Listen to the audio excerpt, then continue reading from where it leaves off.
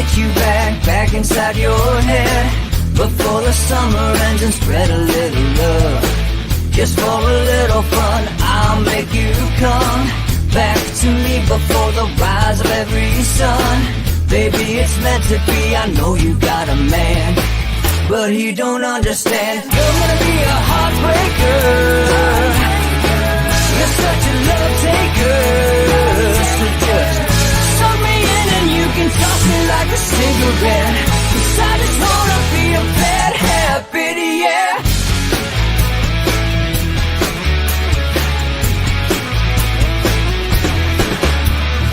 Rhythm in our love, it's impressive, excessive.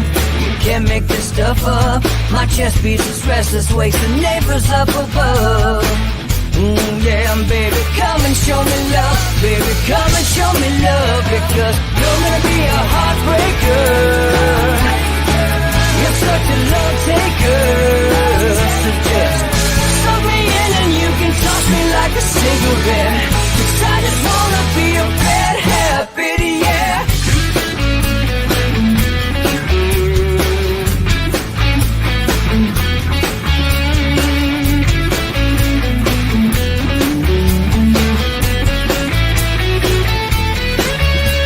We can get on a plane and take a one-way ride, steal us away to find a place we can hide. It wouldn't take much to spear for a night, just to give into the need and leave it all behind. 'Cause I know that you know that I know that you want me. You told me, now show me, come blow me away. 'Cause I know that you know that I know that you want me. You told me, now show me, come blow me away. You're gonna be a heartbreaker,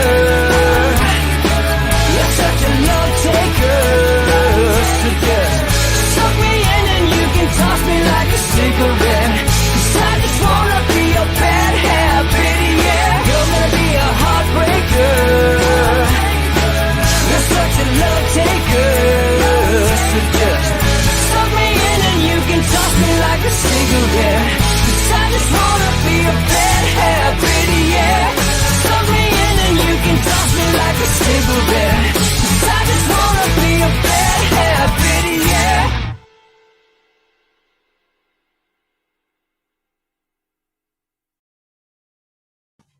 Good morning, everyone, and thanks for watching Inside the Numbers with the People's Pundit. Follow me on Twitter if you don't already, at People's_Pundit.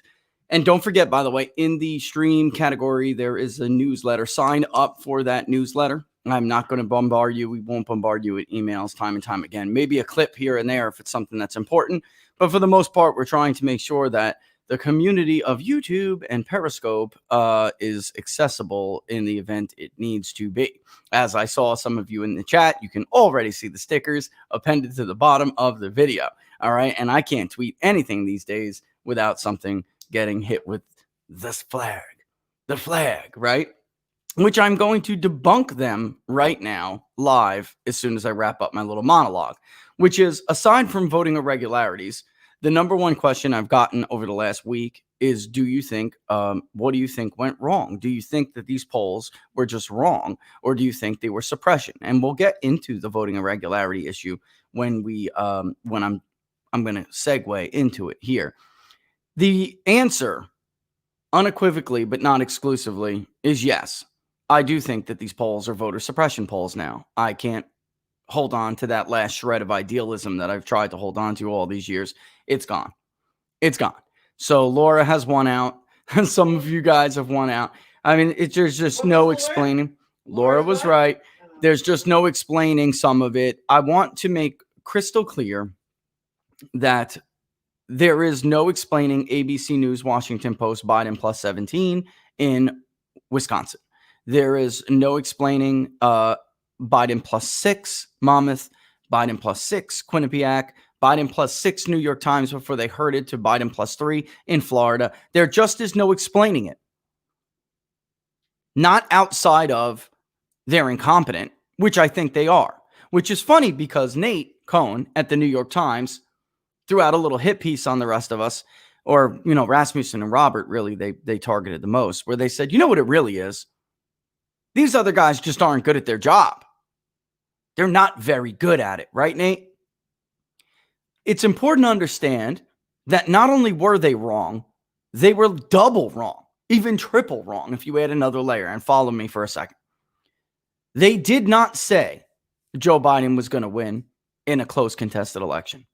They did not say Joe Biden was going to win because he was going to run up abnormal, absurd vote totals in metro areas, specific metro areas that outdid Hillary Clinton and Barack Obama. No, friends. No.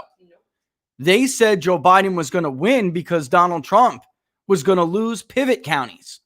Pivot counties, for those who don't know, we, like Ballotpedia, call them pivot counties, not swing counties. These are counties that were Obama-Trump counties, 200 plus.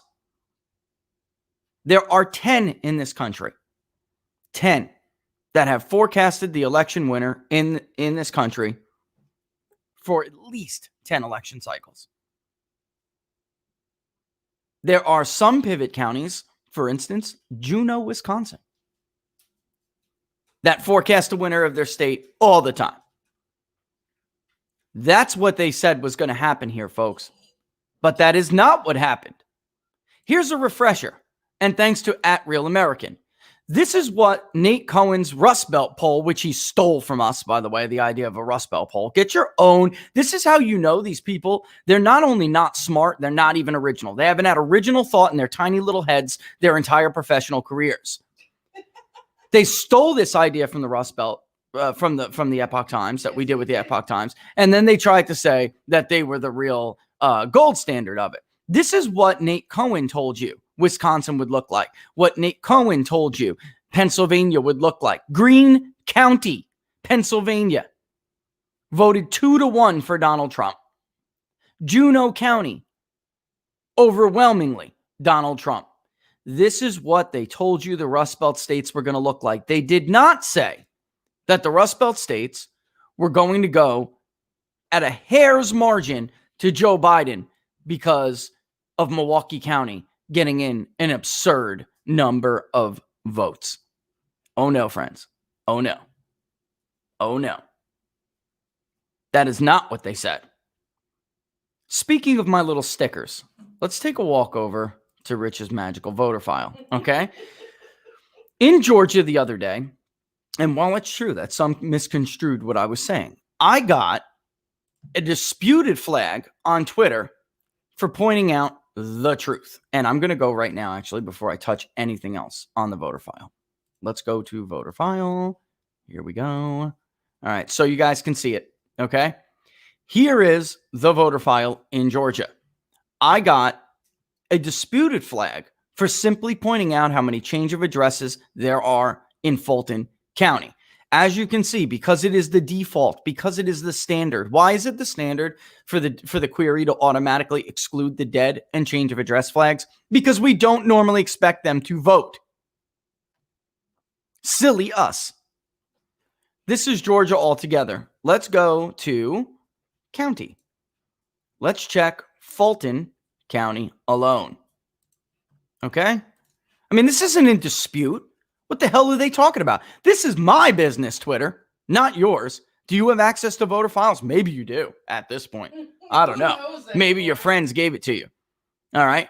But as you can clearly see, there are 710,000 and change records on the voter file in Fulton County, Georgia. Okay. Now, as you guys know, if you watch this show, these are not all real records. You know that because these are unique individuals. You want to see how many emails, mobile numbers, for instance, will show the disparity. Watch this. Only 280,000 mobile numbers, 298,000 emails. The rolls are dirty. These are people like, for instance, if we were to talk about another state, I'm not going to do it, but like my wife, for instance. 10, 15, 16 years ago, 16 years ago. Like, you know, her name is still a maiden name in an old state we lived in, yet she's still registered to vote in that state. The state takes time to catch up. It's not perfect. It's not a perfect system. So you can rest assured that these are never, there is never that many voters. And that's why if you go back and look at the vote history, you will see it comes nowhere near that. 710. Keep an eye on that. let's go to our little change of address flag over here that Twitter says is disputed. Exclude the movers. Let's update it again. And keep an eye on the magic number, folks. Oh my God! Almost to the T. There are 842,000 and change, which means there are 132,000 records in Fulton County alone. Fulton County, Georgia alone, Jack, with 132 change of address flags.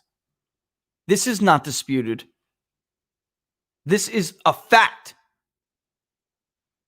Sign up for the newsletter. Do yourself a favor. Sign up for the newsletter. This is a fact. This is not in dispute.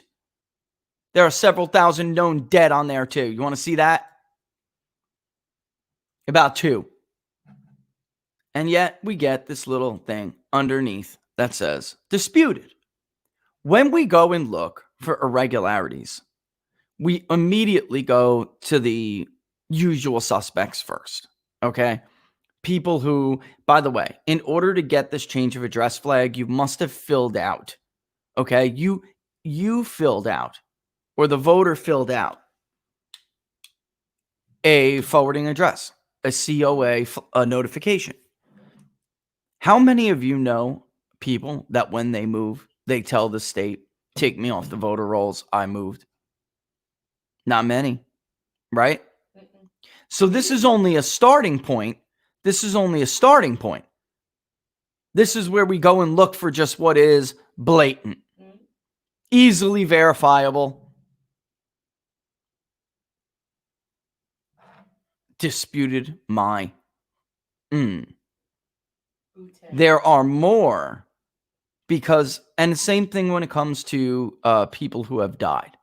How many family members do you know when they died? Maybe grandma died, grandpa died, whatever it may be, your mother, your father.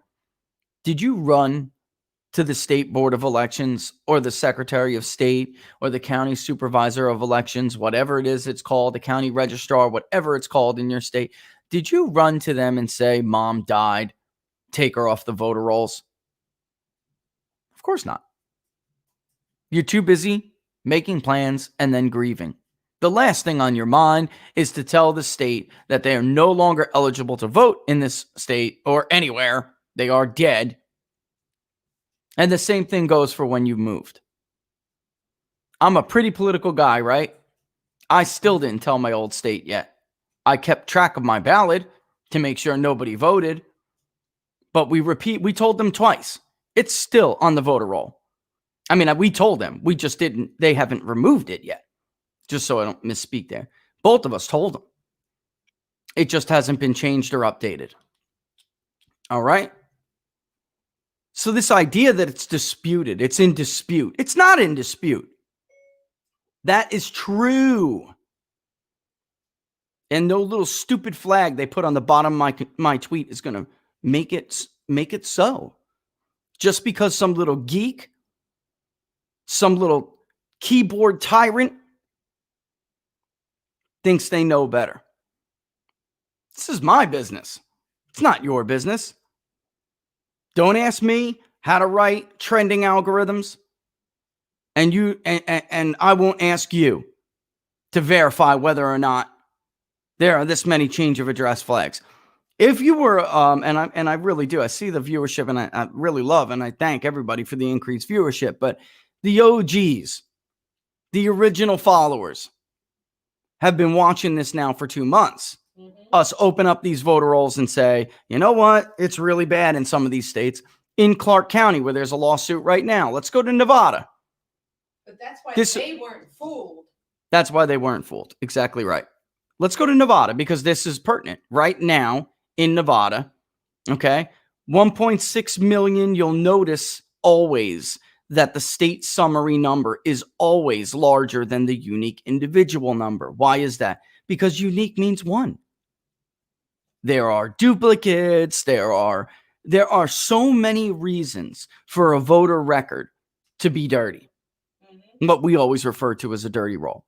There are so many reasons. Off the bat, you can tell already about 230,000 people are on the dirty roll. Let's exclude again change of address flags, okay? I mean, let's not exclude them and watch the difference. Oh my goodness, it almost closed that gap completely. Why are these people still on the voter rolls? Because, again, for the reasons I just mentioned. But the slap it disputed thing on the bottom of it, these are the votes that I was warning everybody about. And when Clark County says we're removing verification procedures, we're removing the moratorium on ballot harvesting, you have 2 weeks to keep the trickle coming, you are writing an open invitation for election fraud. Where do most of these people come from? Let's put this back on. Let's exclude it again. And let's go to the county in question, okay? In the lawsuit right now. Let's go to the county in question. Clark County is roughly 68 to 7 and 10, roughly, share of the statewide vote alone. Yet, it represents now almost 85% of the total dirty roll problem. There are 1 million and almost 1.2, 1,161,000. Now, let's exclude the change of address flag and watch the number. Keep your eye on the twisting icon. Oh my goodness, 220,000. What? This is what I was talking about. So when you hear the Trump campaign running around going, oh my God, we found all of these people. They haven't lived in Nevada for years, and yet they voted in Clark County. And then Twitter slap a disputed thing underneath it. All of the evidence is there. If they can bring it forward and prove it, then that's what they should be allowed to do. Even if red counties in Nevada wanted to play the same game, it wouldn't matter. Because like Nevada, it's the same way in Wisconsin. Like Nevada, it's the same way in Michigan. Like Nevada, it's the same way in Philadelphia and in Pittsburgh. They are not just disproportionately responsible for the dirty roll, but they're disproportionately responsible compared to their share of the population. So population is not the answer. By the way, some of these metro areas, Philadelphia, Detroit, these are dying areas. There is no growth there. So don't give me the population growth argument. There's at least a foundation for what they are arguing. Disputed my foot. That is the truth. You just saw it with your own eyes.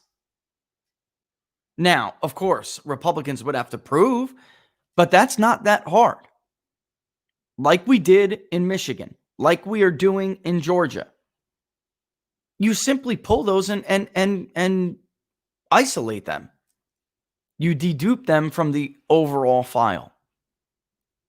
And then you check and see if those people are voting. It's actually rather easy. What isn't easy to prove is some of the claims that we're seeing in the lawsuit against Wayne County, for instance, or Detroit specifically. If those people truly did enter 1/1900, for instance, over and over and over again, it will take a guy like me a month to catch up. Why? Because the voter files update 2 to 4 weeks, typically. And states are different. Barring them having some authority seize the more recent voter roll to give to a guy like me or somebody else and comparing them with who voted, then they'll have at least a month to be able to get away with doing something like that. I won't see that. So, for instance, the people that we polled that were over 100 years old or more, which was actually a huge list in Michigan, that wouldn't be on there. Not yet. Not yet. It's incredible that big media or big tech, the cabal, whatever you want to call them, it's incredible because I find it very hard to believe, I find it very hard to believe that their pollsters missed another one. 3 elections in a row, they just missed again, all in the same direction. I find it not credible that they can't look into this. I do not find it credible. What's the saying? Too much coincidence is. There is, two. I don't know exactly, but I don't believe in coincidences. Yeah. I don't believe, not in this game. Not in this game. I do not believe in coincidences. And then to slap that on my tweet is incredible. Mm-hmm. There's nothing disputed about it.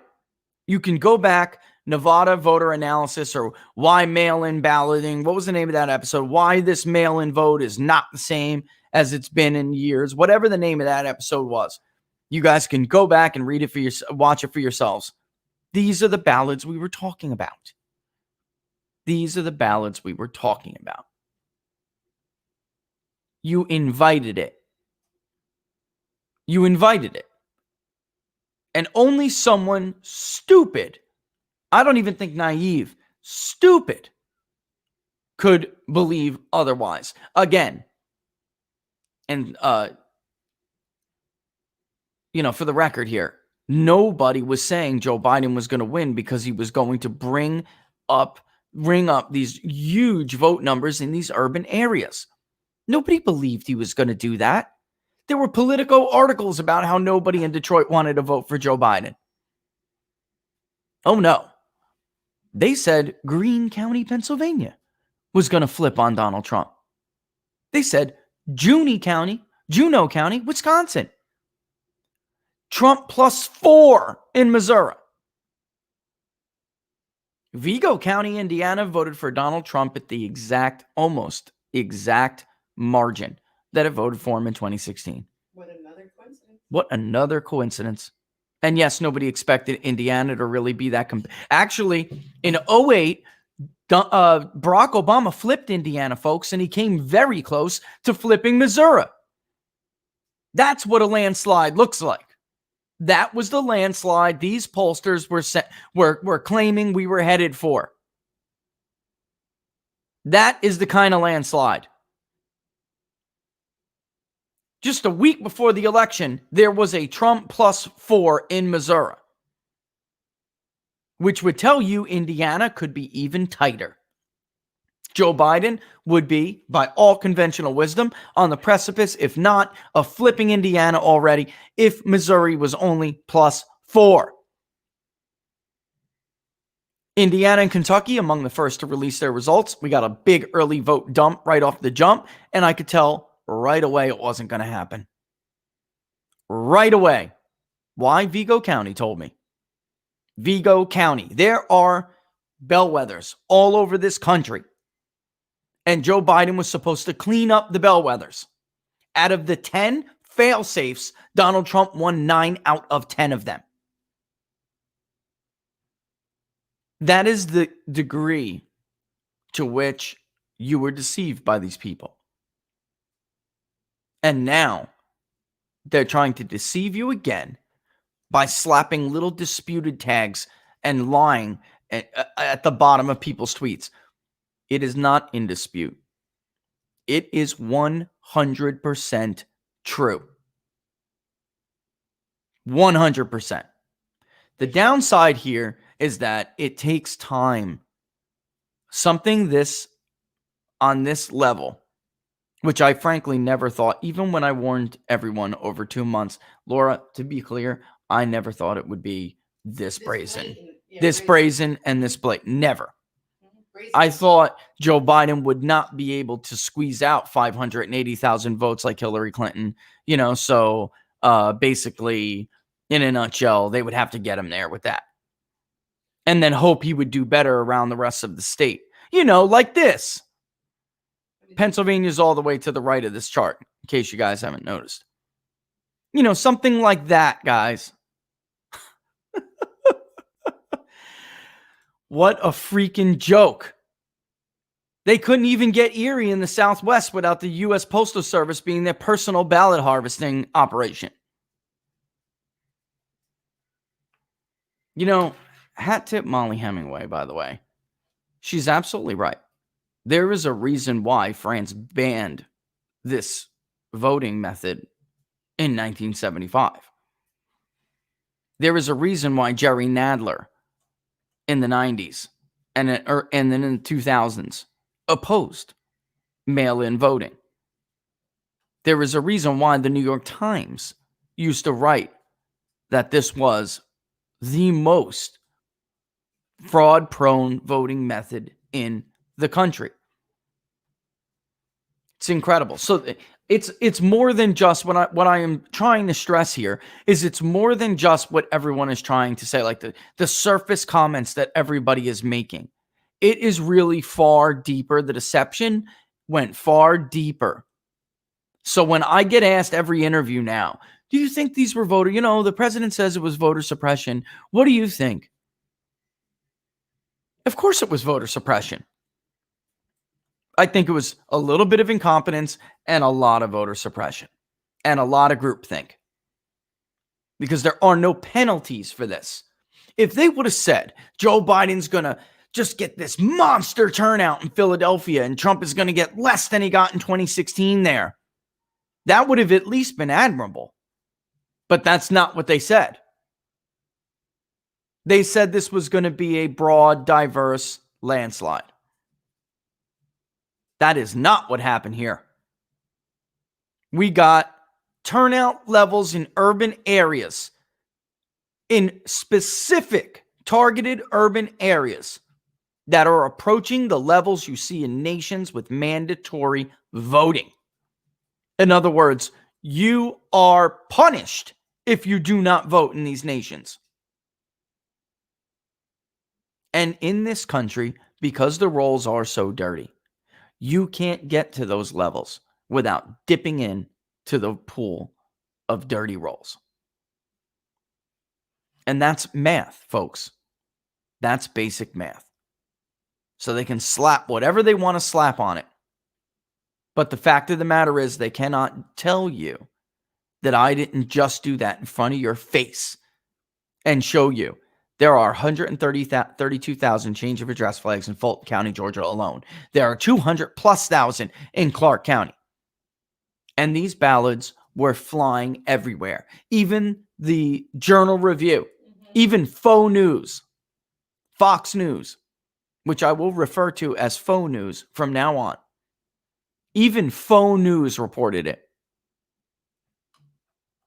You were asking for it. Not you. We were all asking for it. But when you make rules like this, you are asking for it, is really what I meant to say. And it's very difficult post this happening to fish through it all in a certain amount of time. You go as fast as you can.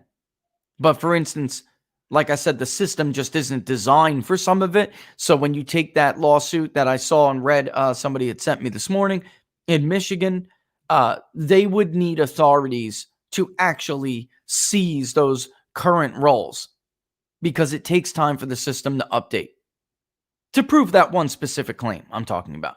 Not all of those claims. There was several, multiple, numerous affidavits in there alleging various irregularities, not just one. But on that specific instance, that's how slow the system is. The fact of the matter is, we injected a massive amount of change into this system and tried without the legislatures to reform elections, how they are conducted in this country. We did it on a massive scale, and it's not designed to handle this. It simply is not. So it's very easy to overwhelm and pervert and corrupt a system that is under stress. And that is exactly what we did. I mean, these rolls are so dirty, they need a shower. They need a shower. They're gross. Speaking of which, speaking of needing a shower, the truth is, those pollsters, they're just not very good at their job. Listen, at this point, hey, Dave, this is a perfect example of what I'm talking about. Dave Wasserman, Biden plus 17 in Pinellas County. They're tied in Pinellas County. He was only a little off. They're tied. What happened to Duval? He was going to carry Duval County by 15 points. Joe Biden was. You remember that? No, I remember that. It's essentially no different than did you see that happen? Gillum versus DeSantis, Governor DeSantis. It is true, though, in 2016, that was the last year Republicans carried Duval County. But the point being, it was trending in that way since going back to the era of, really since George Bush in 2004. It got less and less Republican as time went on. But Hillsborough was supposed to be this big blowout. Hillsborough changed. Not a net zero. Not a net zero. Monroe, remember? All those seniors abandoning him in South Florida. Do you remember that? Oh, they're just running to Joe Biden in droves. No, they're not. That didn't happen. At least not in a state where you can't fill in ballots after the deadline. Didn't happen, guys. Didn't happen. Again, let's take a look at that map in Wisconsin. And actually, I'll put this down for a second. Let's remove this. Let's go to the map in Wisconsin that actually is the map in Wisconsin, okay? I'm talking about as it stands right now. There's the map in Wisconsin as it stands right now. All right, Monroe, Jackson, Trempealeau. Here's Juneau. The Bellwether. 64% for Donald Trump. 64%. You have got to be kidding me, Laura. Let's go to Vigo, Indiana. Let's go to Indiana because, again, this is what really, if the Missouri polls of Biden or if Trump +4 were accurate, that means Indiana would have been gone first because Indiana actually votes to the left of Missouri. And in fact, Indiana by 17, Missouri by 15. It looks like it's changing a little bit. Indiana, but Pence is on the ticket. Yep. So maybe that can help to explain some of that. Okay, but here's Vigo, Indiana. It was a 15-point margin for Donald Trump in 2016. Bellwether County, Pivot County. How's Vigo looking to you guys? 56.4 rounded up to the nearest 10th. Never happened. Here's Perry, another Bellwether County. 61.3% for Donald Trump. It's everywhere. That is not what the pollsters told us was going to happen. These counties would have went for Joe Biden if this was going to be a landslide blowout pivot election where the country repudiates the sitting president. This is where it happens. As in, like when the country repudiated leftism under Barack Obama. Historically, people. This is, yes, this doesn't and has not changed in decades. Decades and decades and decades. I can't even remember. Juneau County goes back. I don't even know. Vigo County is one of those. Why it's so important is it really is the changing coalition. Those voters who voted for Barack Obama, the left called racist in 2016, even though they voted for Obama twice. All right. The Vigo, you could see getting weaker and weaker over time. Barack Obama did very well in Vigo in 2008. 2012, he barely hung on, but he still won it. And then it was a freaking blowout, 15 points in 2016. And it's a blowout again. These are the counties that you would have seen pivot. That's why we call them pivot counties. But that didn't happen. That did not happen. Iowa. Look at this. Look at this map in Iowa. Let me show you what it looks like in 20, just so you guys have a great understanding. You know what? I'll give them the benefit of the doubt. Let's go back to 2012, which was 6 points less. Okay. Yeah, because in 2008, he killed John McCain there to Barack Obama. So you're being nice. I'm being nice here. This is the map. Keep your eye on that. And you know what? Should I just get the image or no? Let me pull it up so they can see. It might be too small. This is the map in 2012. Okay, when Barack Obama lost about 6 points, but he still creamed Mitt Romney. That's the map in Iowa in 2012. Okay, let's go to 16.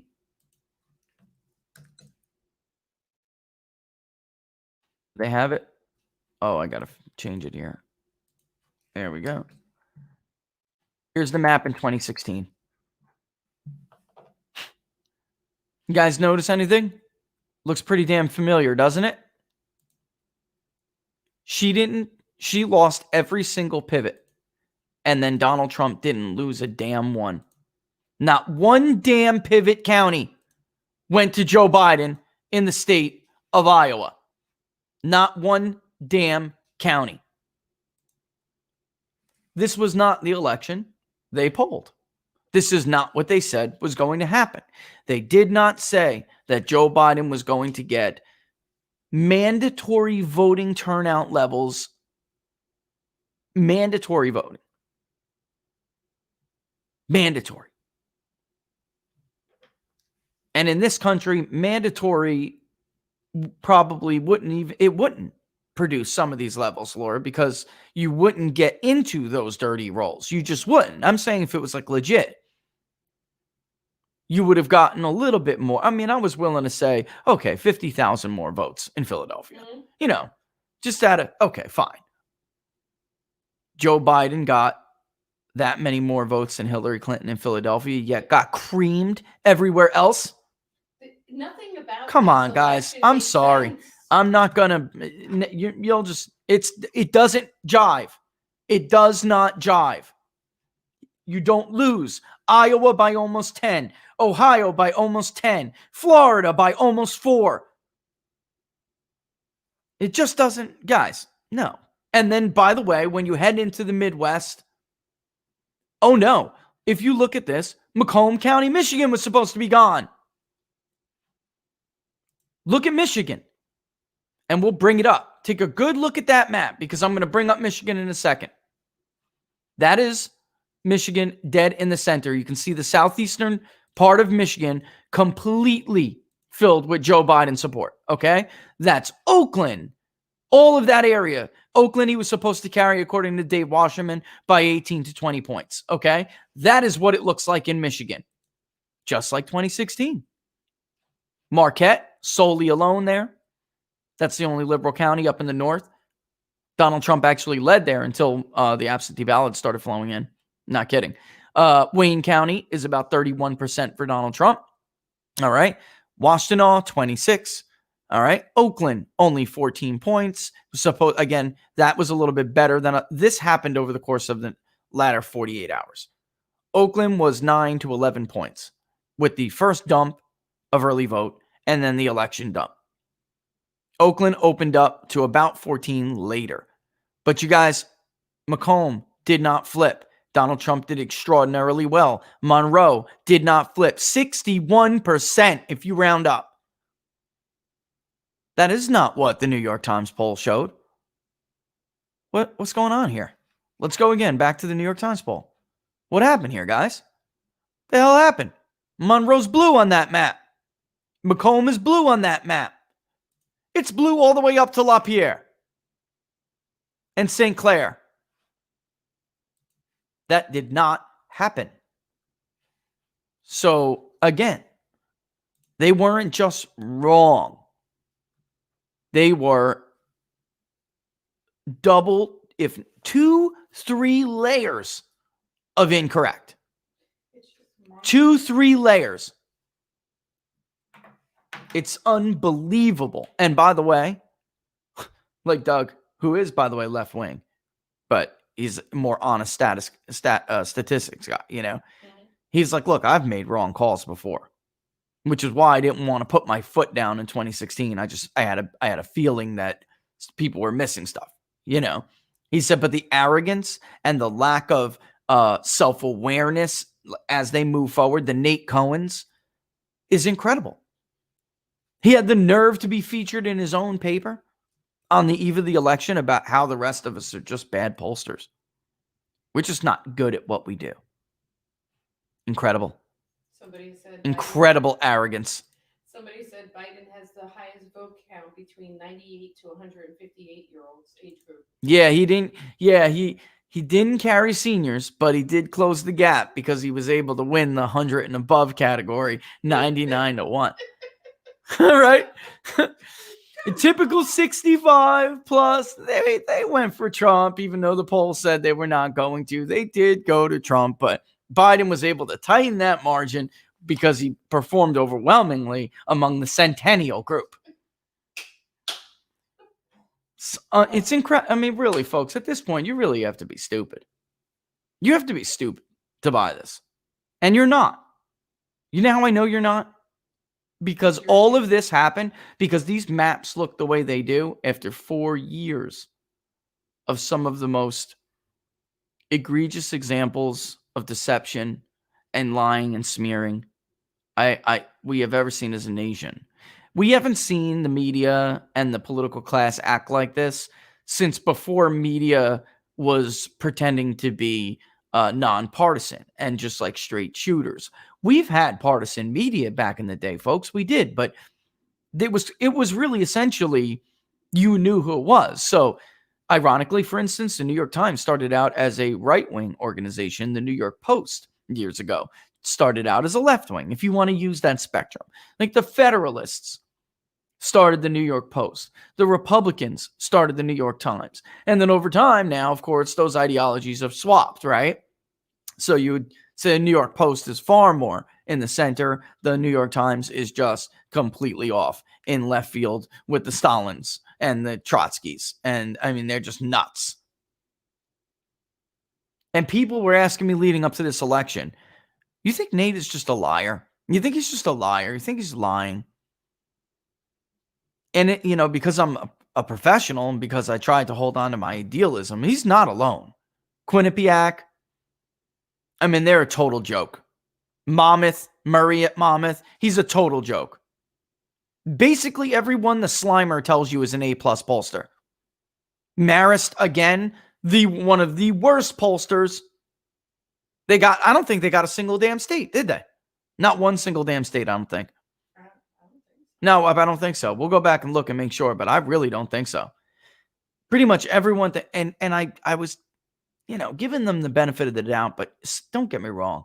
In the back of my mind, I was thinking, this is the New York Times.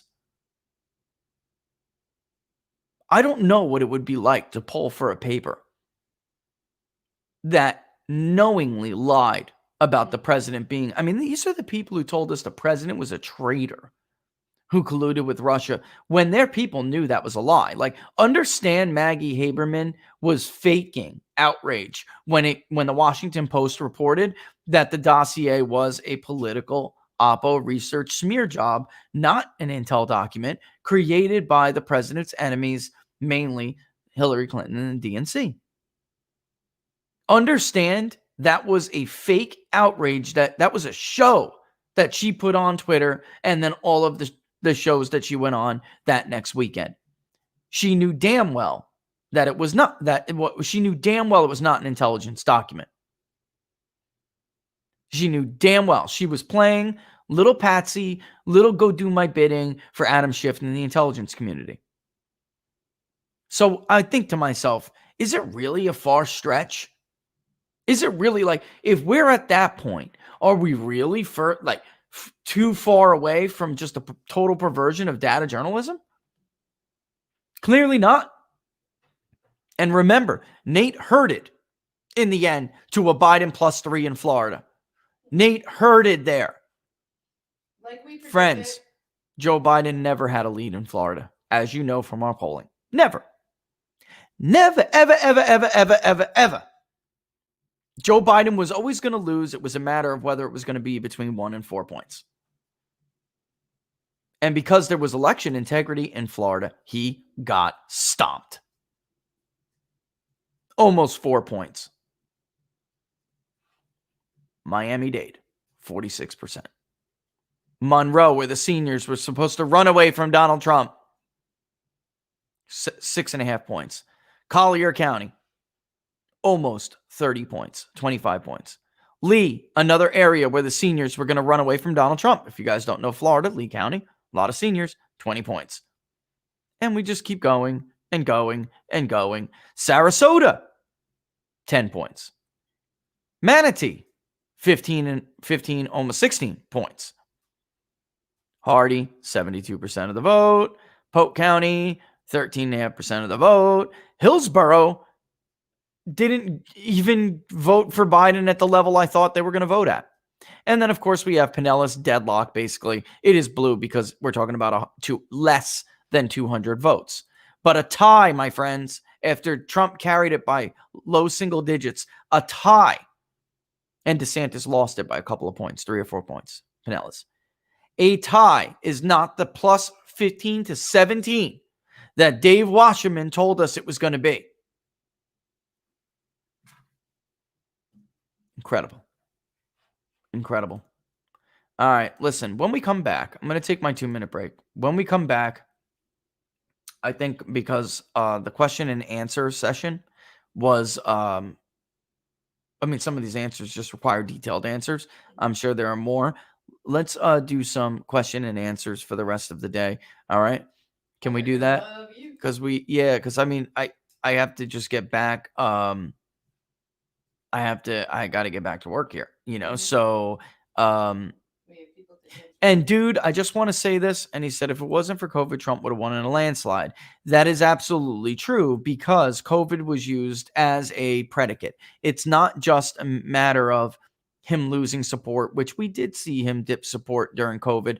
I'm just not sure how much of that was truly real, Yeah, no, well, there's, I'm not talking about them. I'm talking about us. So I'm not sure if a lot of that was just a non-response bias. Well, that's something we're going to have to go into, but we did see, there's a reason for that, Adam, by the way, why Barnes is quiet. I just can't tell you, but anyway, there is a reason for it. We did see that. And I'm wondering if some of that was just non-response bias, but for the most part, what really COVID did, all right, no matter what the media tells you, wow, this was a referendum on his handling of COVID. That's bull. Okay.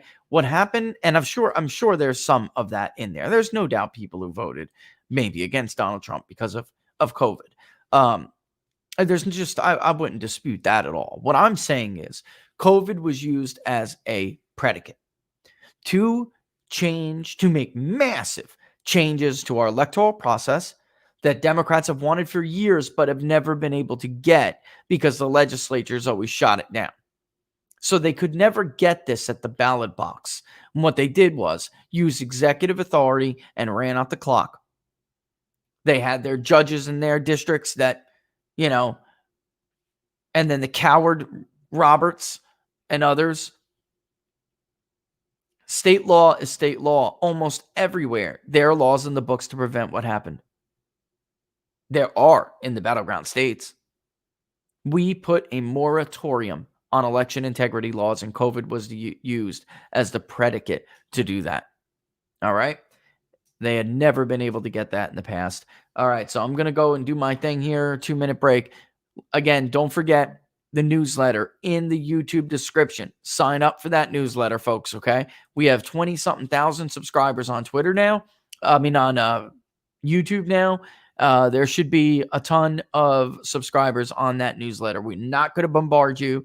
That is to let you know when the PPD community goes up. And, I'm just saying in case something happens. But you're, of course, still more, even when we get it up on PPD, you're still more than welcome to do it on YouTube. It's just we're going to have a place where it's going to be one-stop shop for the community to watch. All right? And, of course, still subscribe on YouTube. The more subscribers, the harder it is to take action against somebody. All right. It's just right. Yeah. It's harder to do that. Not impossible. They could do whatever the hell they want, but it's very easy to erase somebody who's small. Somebody who has the subscriber count that we're amassing right now, maybe a little bit more difficult. All right. So there you go. And those on YouTube? Yeah. On Periscope, everybody for the hearts and the whatever. I'm not familiar with Periscope, whatever else they give. Thank you for that. And then, of course, the best way to support the show, of course, is to become a subscriber to PPD because of the election results. We'll get back rolling with PPD. But the subscriber count at PPD too is shot through the roof, and we love you for it. All right. So, and we will get back to data journalism. Obviously, with everything that's going on, I'm trying to root through, and then we will drop the bomb on PPD. So we will say this is what we found. It's just that it takes some time, So there it is. All right. So go ahead and I hit everything, right? The newsletter. Very important. The newsletter. I did. All right. We'll be back in 2 minutes and we will take questions. This is Bad Habit by the Bowen Band. And by the way, apparently that's going up soon. And we get all the questions. Where can I buy this? Where can I buy this? It is the Bowen Band and it will be for sale soon. So special thanks to them for letting us rock Bad Habit as the theme song. I'm in love with this thing now. All right. We'll be back in 2 minutes.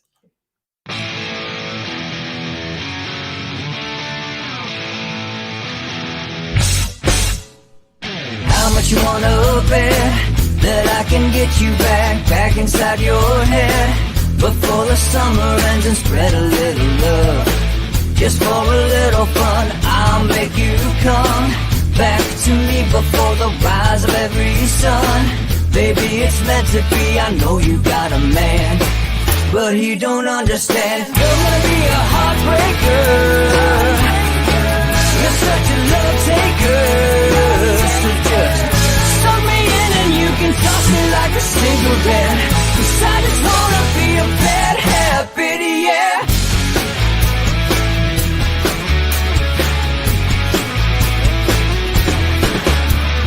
Rhythm in our love, it's impressive, excessive. You can't make this stuff up. My chest beats, it's restless, wakes the neighbors up above. Yeah, baby, come and show me love. Baby, come and show me love, because you're gonna be a heartbreaker. You're such a love taker. So just suck me in and you can toss me like a cigarette, 'cause I just wanna be a bad habit, yeah.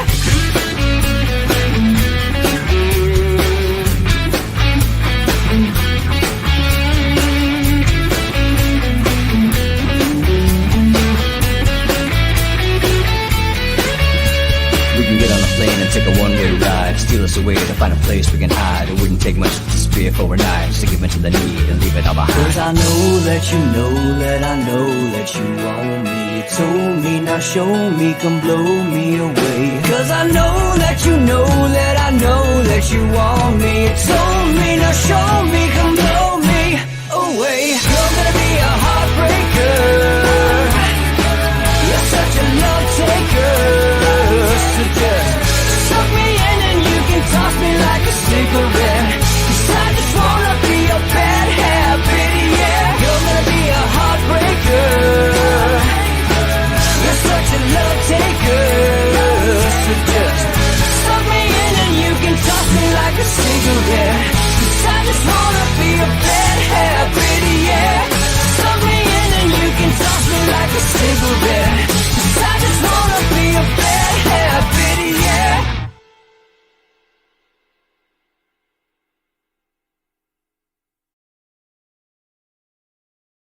All right, and we're back. All right, so a lot of questions about Arizona on the break. Let's bring up Arizona, okay?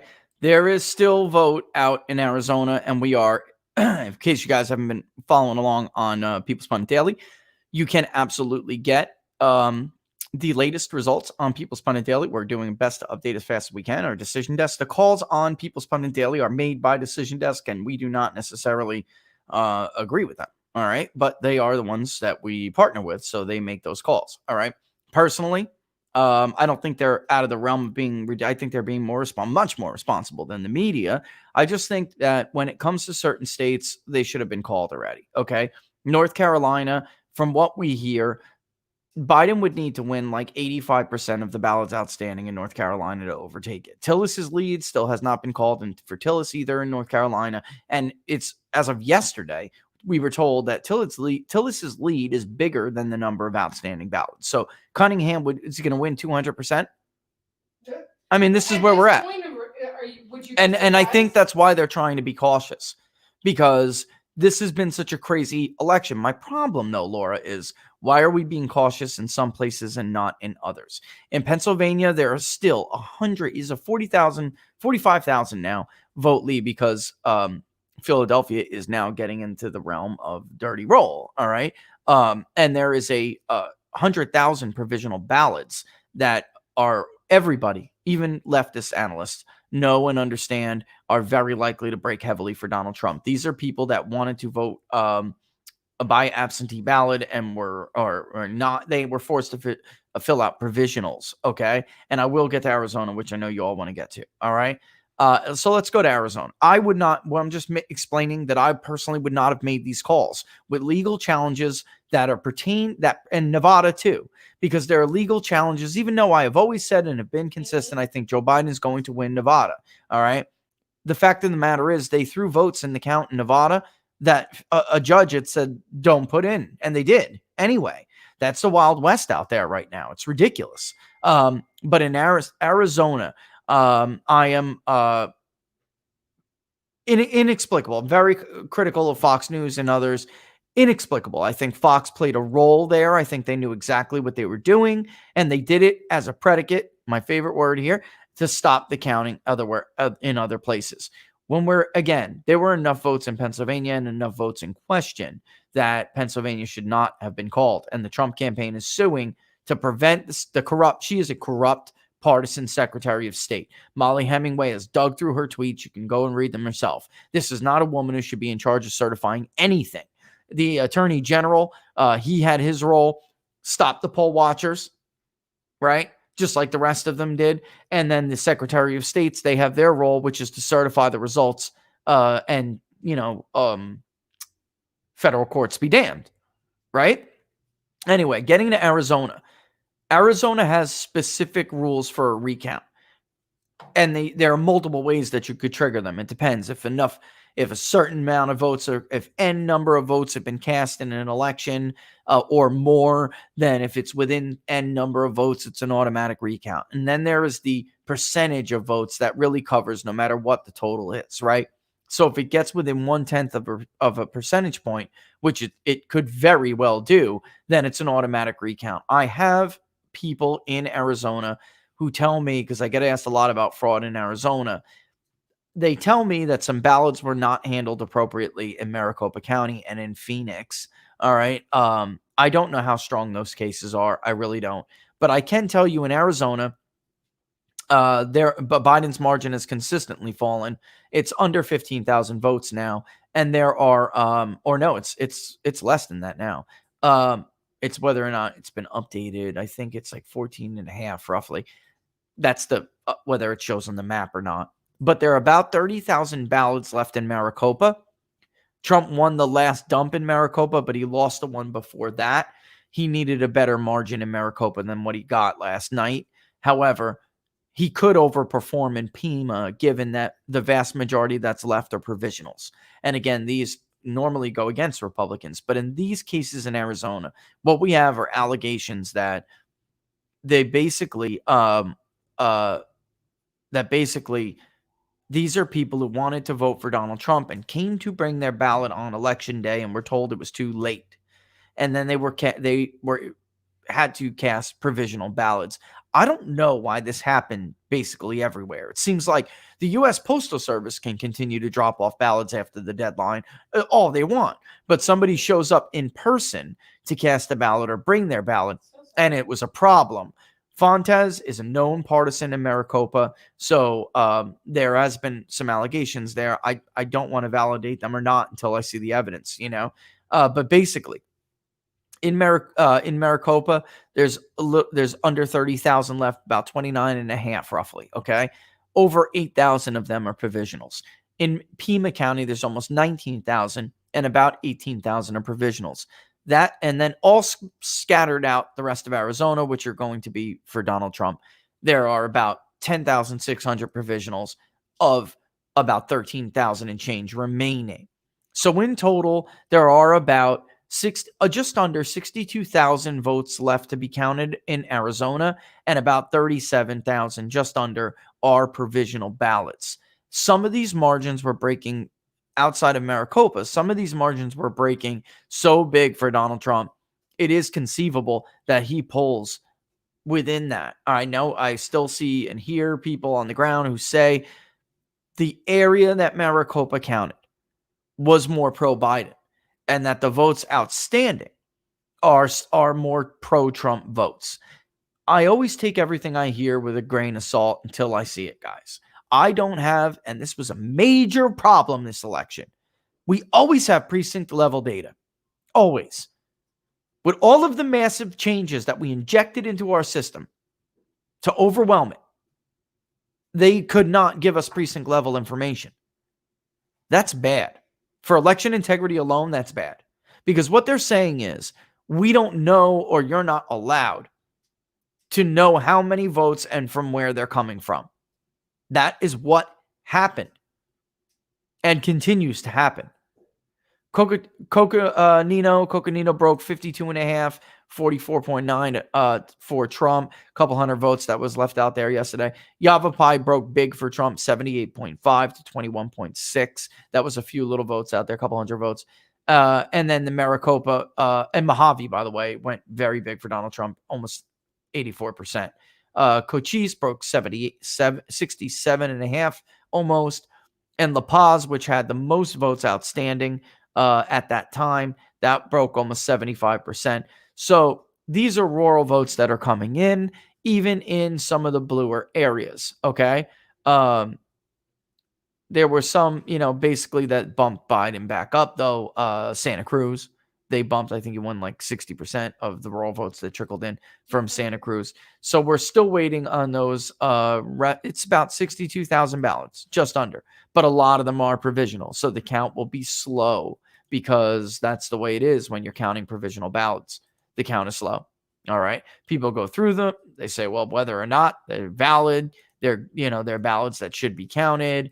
And we'll have to see. Again, until I see actual evidence of voting irregularities in Arizona, then I really can't comment on it. We've been focusing on the Midwest and Georgia so far. All right.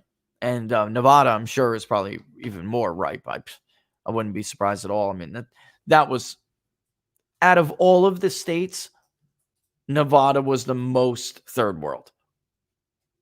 I mean, they just completely removed every safeguard. And then, like Philadelphia and other Democratic strongholds in Pennsylvania, they actually just ignored a judge's order. Yeah, that part. They just ignored it. They ignored the Supreme Court. Alito said segregate those ballots. They ignored it. Fed them through the system. Why? Because it's harder. Which brings me to another question that was a repeat question Laura told me about on the break. It's hard to find things after the fact. It really is. Everything, recounts mean nothing. Almost. You need, with the exception of Wisconsin. Yeah, you need an audit. With the exception of Wisconsin, recounts in these states are really just meant to refeed the same ballots that were counted already through the same Scantron machines. That's it. Votes will change here and there. Wisconsin has some very exemplary, I would call them, rules for recounts, so it can pick up, and has in the past. But the number of ballots that were being DQ'd, nil compared to prior elections, at least the ones that we know of. And if somebody else disputes that, then please, by all means, let me see them. But that's been the problem. It's like they make these claims and then don't allow you access to validate whether they're true or not. But if states like Florida and Ohio, especially Florida, because it has a high population density, diverse too, and diverse, can manage to get all their ballots counted. Okay, now wait. You guys can hear her, right? I'll bring her in. Hold on. Well, you need this. No, you don't. No. Where's your mic? All right. So shut up. What I'm saying is, a state like Florida, which is highly populated, highly diverse, managed to collect all of their mail-in ballots. Now, when I say collect, that doesn't mean they counted them all, like they counted how many they have. That does not mean they opened up the ballot before Election Day, because Florida opens their ballots on Election Day, and then they get distributed to the count of the state. Okay, I'm hoping I'm explaining that clearly. Yeah. Because people are like trying to battle with me about Florida law. Obfuscate counting and tabulation. Yes, counting and tabulation are two different things. So if Florida can do it, every other state in the United States has the ability to tell you how many ballots they have before Election Day And then we can start having what is it called? The precincts actually level data. level data. And there we go. Let me bring it. Let me also say, and by the way, there's a bunch of different equipment coming, and that's all. I know you guys have said, can you fix this? How you guys got to go back and forth with the audio? We're getting there. Trust me. Let me just say too, though, that Florida is exemplary too, because we're allowed to handle and not process and tabulate, but handle these ballots 24 days before an election.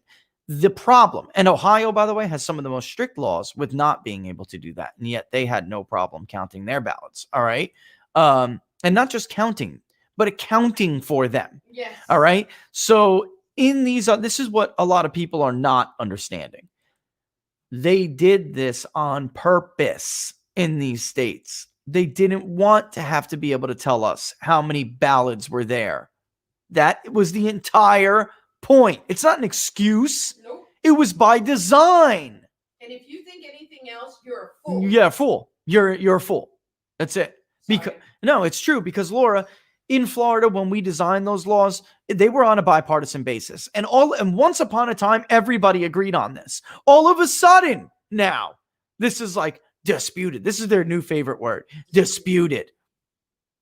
All of a sudden, they dispute the reason for this. Oh no, folks. When we didn't want to be made a fool of again, and we didn't want another Bush v. Gore, everybody from the right to the left understood. Of course, if you remove the accountability for vote counting, not tabulation, counting by deadlines, then you remove the ability to oversee whether or not ballot stuffing is going on, or vote ringing, as it's called in Philadelphia. And even still with those rules, they were still doing it, because that's what those indictments were for 2 months ago. That's exactly what they were doing against the law. What they did here was vastly expand the pool of mail-in votes, whether legit or not, and they removed accountability standards and verification procedures. That was by design. That was intentional. So guys like me really flying half blind. And we could only use historical standards that's why there was a range all night. How many votes reported? 83 to 95. That's ridiculous. That's third world crap. You know, if you are an election follower, that's the first time you've ever seen that. You have never seen that before. And again, the difference between what we're saying and what they're all trying to say is an excuse is that was by design. So they could pretend in Philadelphia, which they are doing right now to this day, that Joe Biden received more votes than Hillary Clinton and Barack Obama. If you believe that, you're a fool. Human nature, unfortunately, we need the law to safeguard against our less favorable characteristics. If you dangle something in front of somebody, they're going to take it. That's the sad truth about who we are as a species. And that's this entire country. Our founding fathers, they really designed this country to try to coddle, nurture, and promote the better aspects to human nature while safeguard against the worst. That's what the entire social contract in this country is about. Being proud and trying to promote that which is good about us, while at the same time not burying our heads in the sand about that which is not. And when you do what we did here, you remove the safeguards, you remove the verification procedures, you put a moratorium on election integrity laws, you are inviting it. These are not good people. Can we cut the crap for a second? These people aren't counting votes with their time because they feel some sense of civic duty and obligation. I mean, really, have you ever visited one of these polling stations in these places, in these metro areas? Please, just stop. Some of the stuff we're hearing is just ludicrous. Let's get the next question in. But Arizona, did you finish up Arizona? I did. We'll get it. It will, because they're provisional, guys. There is still about, and let me go back to look at my email. There's still about 29 and change, almost 30,000 in Maricopa. Of those, about 8,200 are provisional. Trump needs to win them big. He needs to win them big. They're in Pima, which is the second biggest county. There's just under 19,000, and about 18,000 are provisional. And then, or scattered out the rest of Arizona, there's about 13,300 or 400. And of them, about 10,000 and a half are provisional. Exactly all, the exact numbers. But all in all, about 62,000, just under, and about 37 of those, a little less, are provisional. So because they are, provisionals take time to count. So you will see people going through them by hand. Is this vote legit? All right. So it will trickle in and trickle in and trickle in. Right now, the candidates are separated by 0.45 percentage points. So Trump needs an overwhelming margin to trigger an automatic recount. I can tell you the state Senate president, the head of the state Senate, is calling for an audit of the vote because of what they say. They have evidence of it, and I would like to see it. I asked for it. They have evidence that some votes in Maricopa were not processed, handled, or counted correctly. All right. So there's that. Again, in North Carolina, there are ballots out. They should have been, this vote should be called by now. Again, this was 99% on election day. We're now back down to greater than 95. This is the problem. Again, and in North Carolina, we have always allowed, if they were postmarked correctly, we have always allowed absentee ballots to be counted 3 days after election day. But you notice North Carolina is always called on election night because it's never this, we never see this many ballots. But still, Trump would have to lose the remaining absentee ballots like 85-15, and that to have this overturned. Tillis, if we go to the Senate, I was under the impression after discussions yesterday that this would be called first before the presidency. I don't know why Tillis's race isn't called, because from what we are told from the State Board of Elections, the amount of outstanding ballots is probably less than Tillis's lead. So I really, unless they just keep finding them, guys, I really don't know. I mean, that is something people want me to explain, but I can't. You take those reporting deadlines out of the equation, and it's really just run amok. We do in the House, by the way, just to give us a quick update on the House, there are some seats in California that we think are going to be called. Yeah, we think Republicans are going to hang on. However, again, I really don't want to get weighed into some of them and say that definitively, because look what happened to Young Kim in 2018. Yeah. Young Kim won on election night by several points, and over the course, she was sworn in as a new freshman congresswoman. How heartbreaking is that, though? Unbelievable. David Valladio is holding on so far.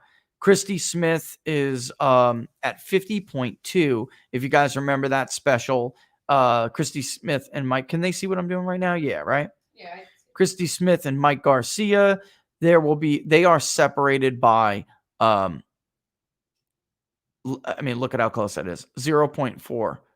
I mean, it's very close. Mike Garcia beat her in a special election.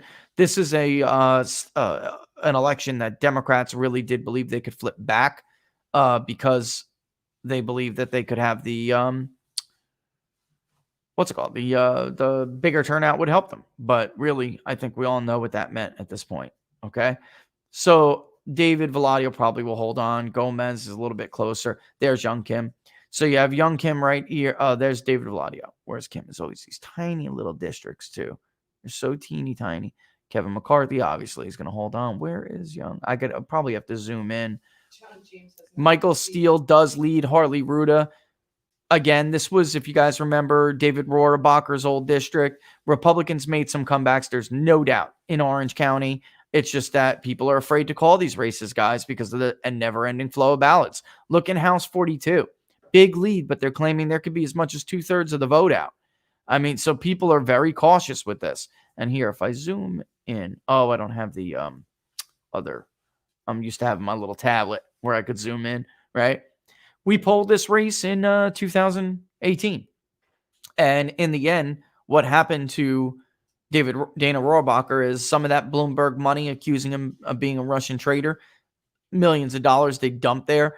They hurt him. They hurt him bad. Harley Ruda did win that, but I still think Rohrabacher would have pulled it out. He was just missing tens and tens of thousands of voters. All right, this race should be called at this point. There's no way the Democrats going to lose that race. And then we have House 21, which is probably one that, look, 20% of the vote still out. I mean, it's just, some of this is just what we've done. And this is by no means, what's the word I'm looking for, Laura? This is normal for California. And what we've done is take California third world and apply it to the Midwest and in some southern states. We allowed COVID to be used as a predicate to do so. Also, Utah, where's that? This is Iowa. Wow, that race tightened. Meeks is holding 20 points in House 2.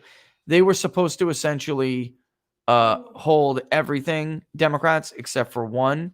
You could see this race has been called. They say all the votes are in. That is 19 votes in House 2.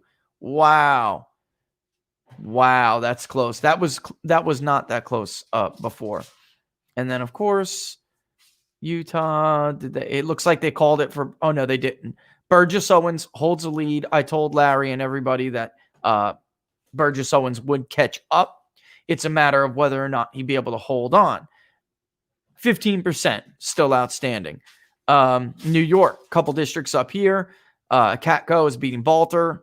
But again, nobody really knows. Claudia Tenney has a lead. Nobody really knows how many of these ballots are still outstanding. And then we have Louisiana House 5.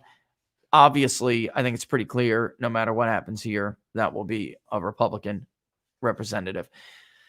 So again, the Charlie Cook Politico report, and Young is holding on. This is Alaska is like,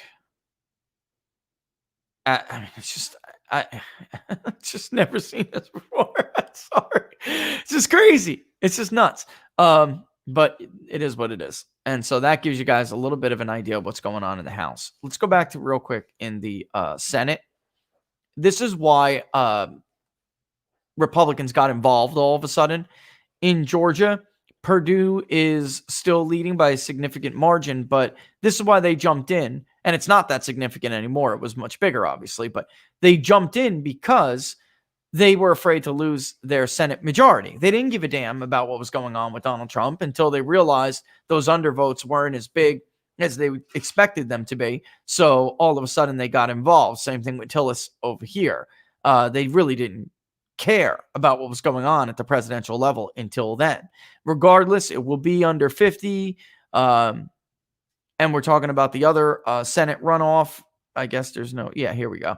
The Georgia special with Loeffler, Doug Collins, and God bless you. Doug Collins and Kelly Loeffler, as you can see, got a minority share of the vote. This will be a slog fest. And if you don't clean it up in Georgia right now, they're calling on the Georgia Secretary of State to resign. And he should. Rightfully so. He should resign. He's totally useless. He totally useless and abdicated his duty. He sat on his hands for days and did nothing to oversee what was obviously a quagmire. He should resign. He's incompetent. And Kemp is probably should be voted the most useless Republican governor. I'm serious. He's just totally useless. Right. And by the way, he's the one who appointed Kelly Loeffler. To run this woman after what happened with the insider trading thing was the only. No, actually, Ducey's appointment of McSally in Arizona was not as bad as Loeffler in Georgia, because it wasn't like it was a secret. All right. It doesn't matter if it's true. And it was true with Richard Burr. He's a scumbag. And that's why Republicans are going to find themselves having to defend that seat like crazy. He's a dirtbag. If the Republicans were what they said they were, they would have forced Richard Burr to resign, not lose his seat as the chairman of the Senate Intelligence Committee. He should have been forced to resign. Tens of millions of Americans losing their jobs because of the COVID shutdown, and he cashes out. He should have been forced to resign. That's how you keep a seat. Now, Democrats are going to run against him. It is never good to be hypocritical. Fox News. Never good. All right. So, by the way, I mean, Fox, they pushed the hell out of Bush's arguments in 2000 when he was arguing that votes should not be counted because they didn't have oversight in Miami-Dade. They ran with it. Completely carried his water. And here they absolutely most certainly played a role. All right, so let's move on. Yeah, Biden's lead is under 14,000 in the state of Arizona. Let's move on. Love, what do we got here? Howard wants to know, did you hear about the CIA whistleblower who has admitted evidence about the election software fraud? And I did not, but if somebody would like to show that to me, I'd happily review it. I did not. And Rich, as a European, where can I go to see the most factual poll counting overview? peoplespunditdaily.com. Because, I mean, really, the guys at the decision desk, I disagree with some of their calls, but this was a very hard election to count. And I think they did a really good job as far as just counting votes. I do, and that's who is on People's Pundit Daily. This was, believe me, very difficult for them. I mean, we had talked before and knew that this was going to be a shit show. I mean, pardon my language. I mean, we knew it was going to be. Everybody did. Everybody. And by the way, just because they don't come out and say it does not mean they don't understand the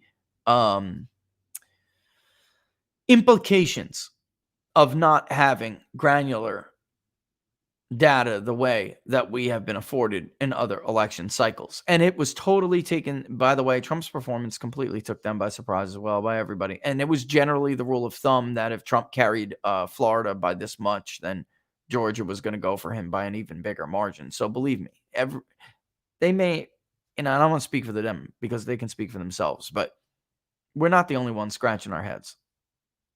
Next one. And Howard, send me that. I want to see that.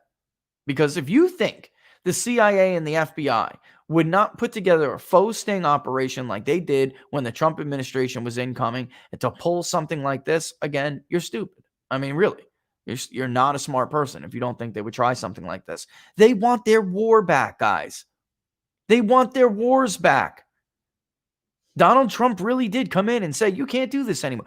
Donald Trump, the last time a president took on the intelligence community the way Donald Trump did, his wife ended up with his brains in her lap. That's the truth. I'm serious. So you think you put anything past these people, you do so more than naive. It's more than naive. Send it to me. I'd like to read it. It wouldn't shock me at all. All right. Can you unmute my mic? I did. You're on mine.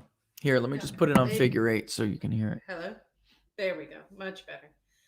Vince Locker wants to know, Rich, give us your honest opinion on how you see this thing shaking out at the end of the day. We know how they are framing things, but is it too uphill or is it a battle?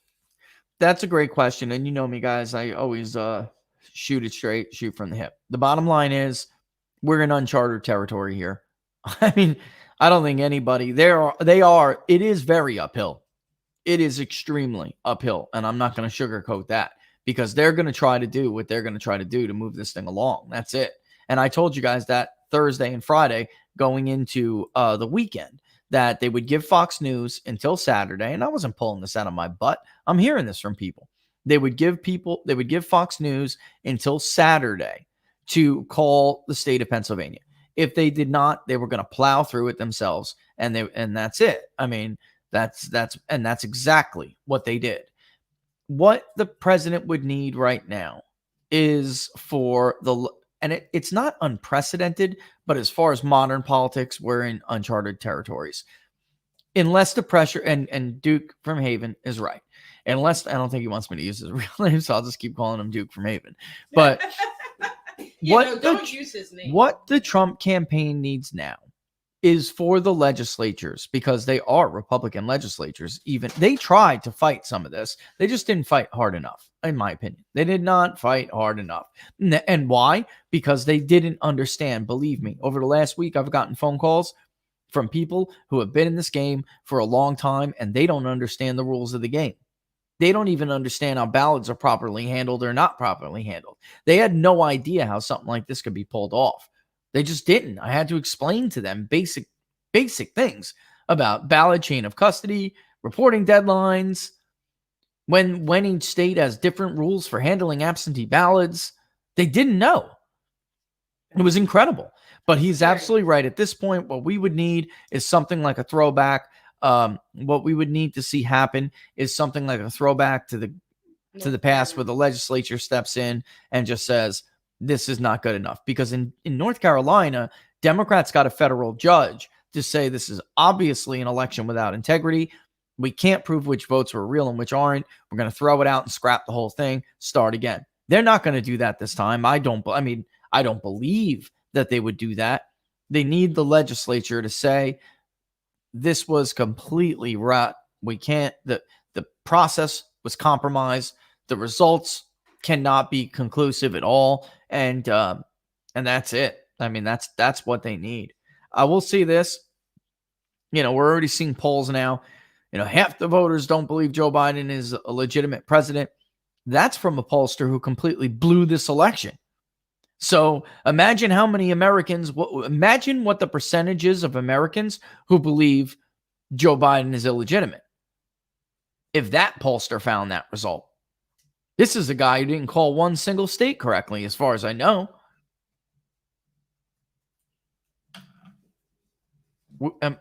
Nobody should resist something like what the legislature does have the power to do.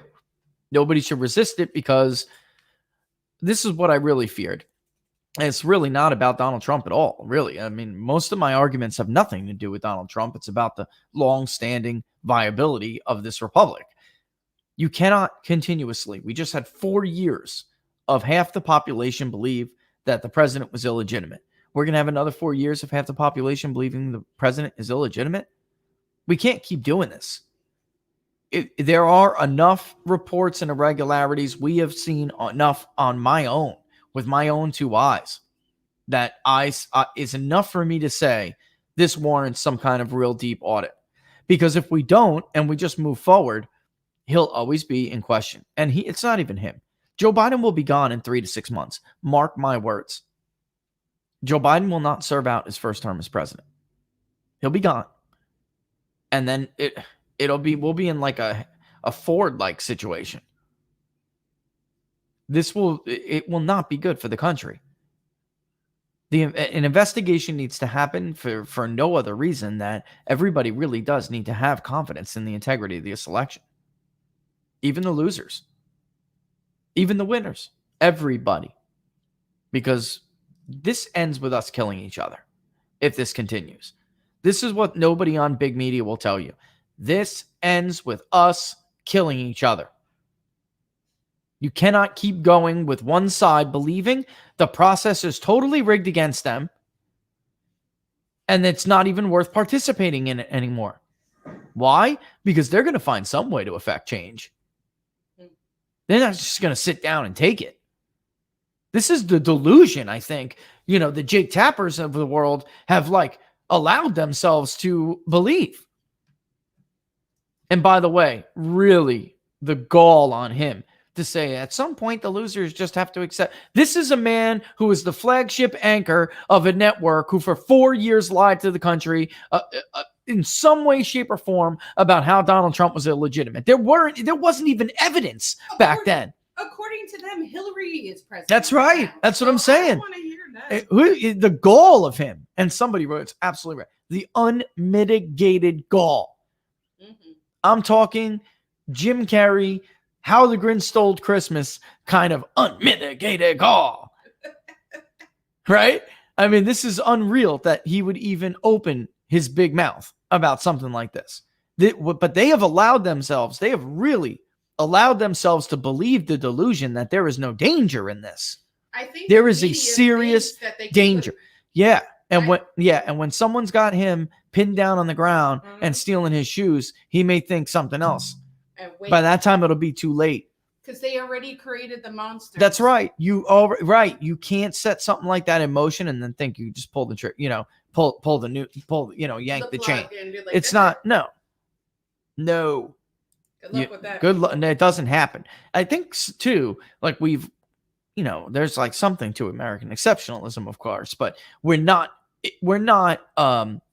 exempt from rules of history, you know? Yeah, like, we're not exempt from it. Like, it's you incredible. Can hide from COVID, so you can hide from history. Right. I know, right? You're going to hide from a virus. Now you're going to hide from history. No, folks. No. And that's why I brought up this map right here, because I seriously do believe at this point that we need to just kind of slice this puppy in half. At this point, sorry, folks in the Midwest, you should have been watching your metro areas. We should just be cut this puppy off right here and even take, leave right where the fault line is and just kind of do one of these, I like how it looks. Because I worry. You got kids and you worry, like, where do we really go? You can't have half the system. That's why, and they are going to oppose any kind of an audit, any kind of a real deep, thorough investigation. They're going to oppose it with every fiber in their being. And we just can't continue like this. All Americans need to say, okay, winner, loser. And by the way, just out before, Laura, before the show, I was out, these guys, there's a lot of construction going on. And like I've said, from the Mexican workers to the white foreman to the builder themselves to the GCs that come, they all think this election was rigged and the fix was in. They all do. And we're just out there talking because everyone always stops me around town. What's going on? What's the latest? And I was talking to him and everybody said the same thing. If there's an investigation and an audit and he lost. And that's it. But as of right now, they can't ask us to just swallow this and move forward. They can't seriously be asking us to do this. Nope. Not with all of these. There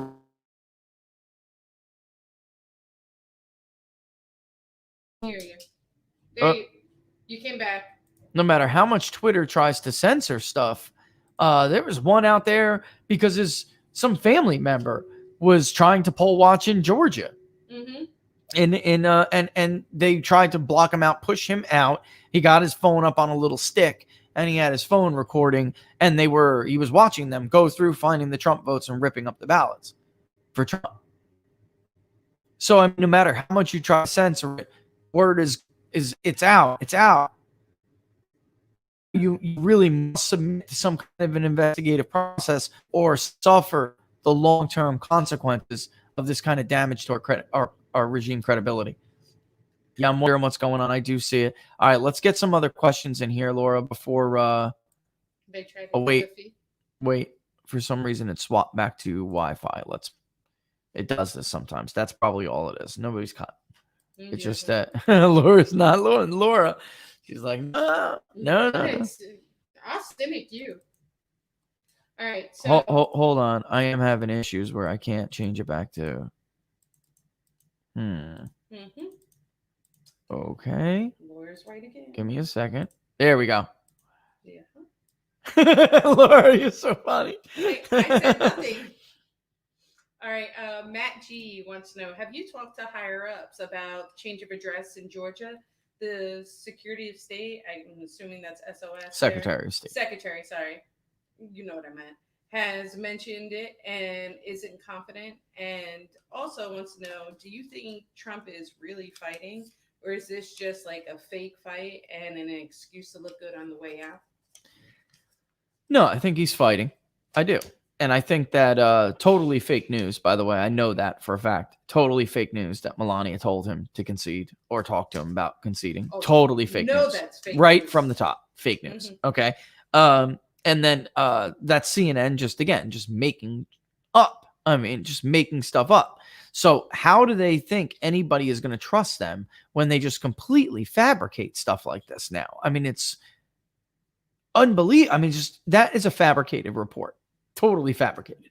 And then what was the first part about that again? Have I talked? Yeah. I mean, we have people call, I'll answer the phone, I mean, and I have put out the word as of recent though, that I simply will not pick up the phone and regurgitate what I have said now over and over and over again to somebody's assistant. You know what I mean? Like, that's just not it. I'm not doing it anymore. I'm just not. If you want me, you call me and we'll talk to you any side, but I'm just not going again to keep, because all I'm doing is repeating myself. Like record the conversation and pass it along. All right. I'm not going to do the speakerphone around the table thing anymore. I'm just not doing it. Hector said, they got you, Rich. Run. I know. And yeah, I mean, look, we are doing what we are doing independently. We're doing this as data journalists and people who care about the integrity of the vote, So, if anybody, whether it's the media or the Biden campaign or the Trump campaign, if somebody wants to ask me about what we're finding, I'm more than happy to show it to them. It's just the way it is. Next. Oh, sorry. That's all right. Usually you're a little long-winded, so I love you. She doesn't lie. Nope, don't hold it back. The jackhammers outside. You guys can hear the jackhammers? Sorry. Oh, no, they're probably talking about hammer and scorecard. No, they said speak up. The jackhammers outside. Oh, sorry. Haven says, what does it tell you when you see Democrats here in North Carolina not conceding and more votes to count? Oh, sorry. Yeah, I mean, it tells me that it smells like crap, and I will tell you that the Republicans here have been flipping out for a week almost now. I mean, we're almost a week into this. 5 days, 6 days. They got no help from the RNC. They got no help from the NRSC until it looked like Tillis might get robbed. All right. But what they had been saying is, look, for years, we know how this goes. We know the ballots that come in 3 days after the election. We have done this for many, many, many years. This is not what we're seeing. This is something different. And they were left to flounder. And they're not conceding because the media is not calling it for them. What my point to people on the right and left is, if you don't deal with this now, this is just the beginning. Then they have essentially turned every state into how California does it. And we all know how the integrity of California elections are. Okay? And that's really where we're at. So this has to be handled. It has to be. Well, media is getting out of control. They seem to think that they call elections, They cut that poor woman's feed. I know. Who was it? Was that Breen? No, that was KT McFarland. Yes. I don't know who cut her feed when she was talking, but they cut KT McFarland's feed in the middle of an interview because she was about to say something that they just couldn't have you hear. She's like, we called it. Basically, yeah, they look, if Donald Trump was right about anything in his entire time as, the leader of the Republican Party, it's that the media is the enemy of the American people. It doesn't matter whether or not it doesn't matter whether or not you're on the right or you're on the left. if you're on the left, I have to ask you, are you okay with being lied to like this? I'm talking about being told the president is a traitor who colluded with Russia, being told that Joe Biden was going to win Wisconsin by 17 points. Are you okay with being flagrantly deceived? Are you okay with being told that after all these years, you're finally going to get a Democratic governor in Florida because he's ahead by 12 points in the CNN poll? Are you tired of being made a fool of? Because you're being made a fool of. Believe me, they think very little of you. Doesn't matter whether you agree with them or not. They don't like you. They think you're stupid. And that's why they lie to you and continue to do so. You continue to watch. You continue to, slurp down those lies like it's a slushy.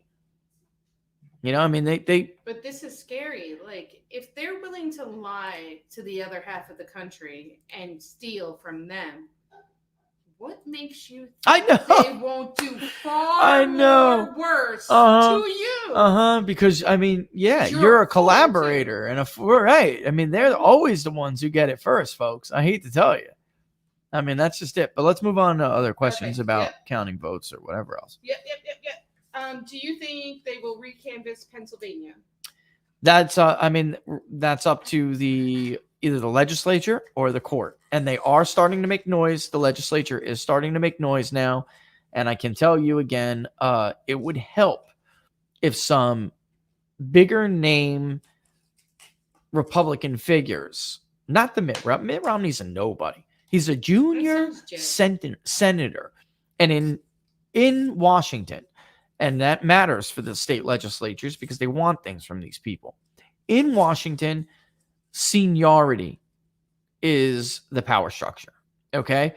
So what you really, if you're a Trump supporter who wants a state to force a recanvass or something, you would really like to see many more senators get on the bandwagon, because eventually these states and their junior senators will ask for favors. Okay. Will ask for things. And it's all about seniority. That's how they get the rents paid. All right. And I mean rents as in lobby, rent seeking. All right. And when you have Mitt Romney's a nobody, he's a junior senator with no power. He has nothing. He's not a prominent Republican.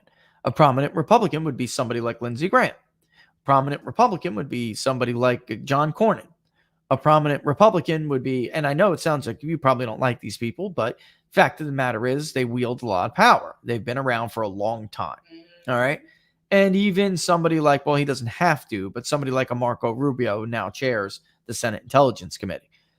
But they're not.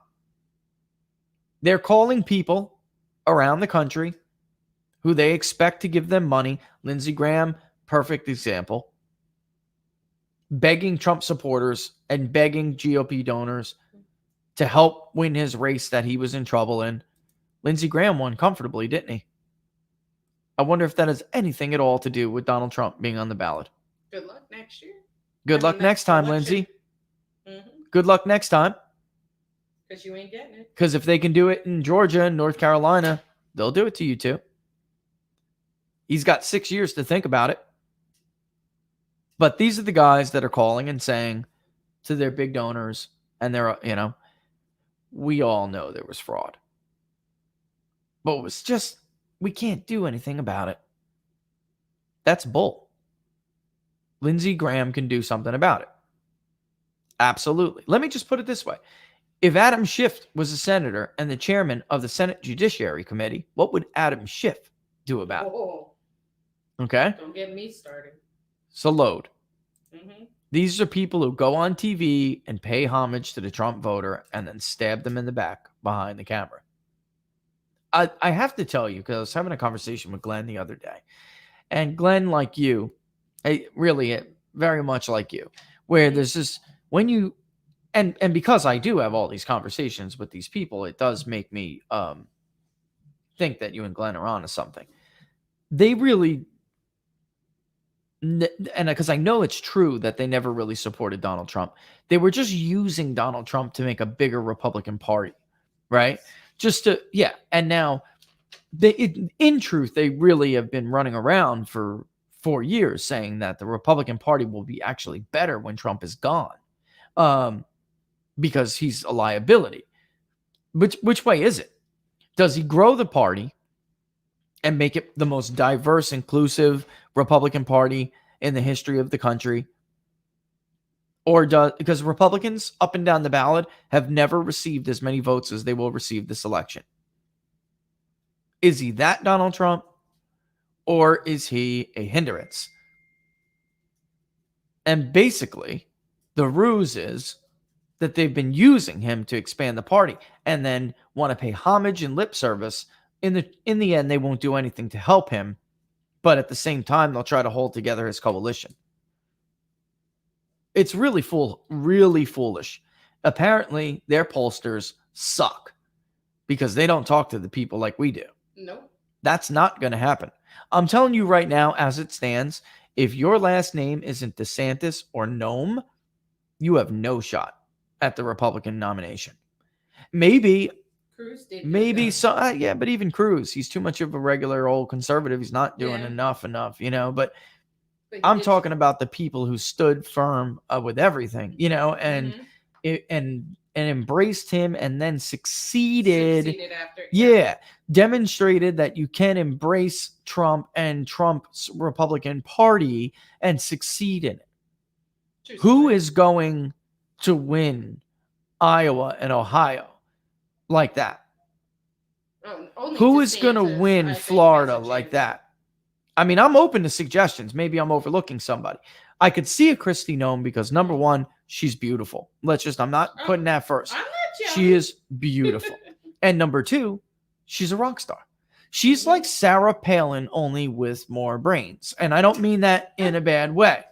She's like Sarah Palin, only, I mean, that has that appeal, only as more brains and what's the word I'm looking for? I mean, she's very intelligent. Kristi Noem is a very intelligent woman, and she has backbone.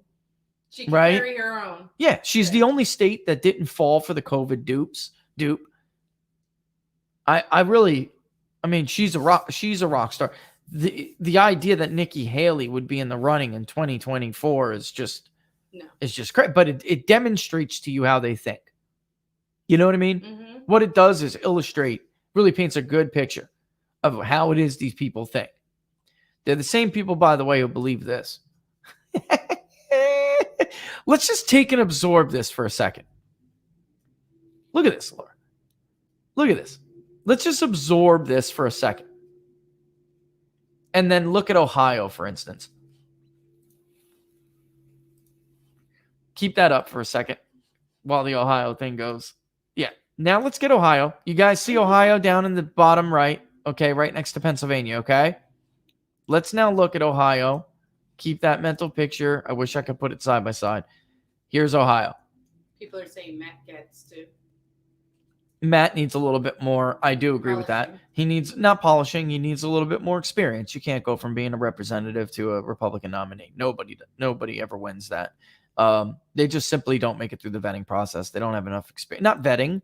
They don't make it through the prime time process. Look at even Scott Walker would have been, if he was ready for prime time, would have been a rock star.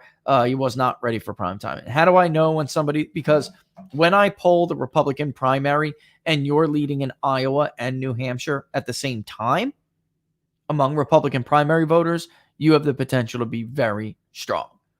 And he just wasn't ready for primetime. He collapsed. Also, George Will's wife killed Scott Walker's campaign. Yes, that George Will. His wife took over Scott Walker's campaign, and she gave him the genius idea to attack Donald Trump when he was falling in the polls, instead of just saying, you know what, I think everybody needs to stop mocking Donald and acknowledge that he has ideas that speak to people that we as a party have not been speaking to for many, many, many, many years.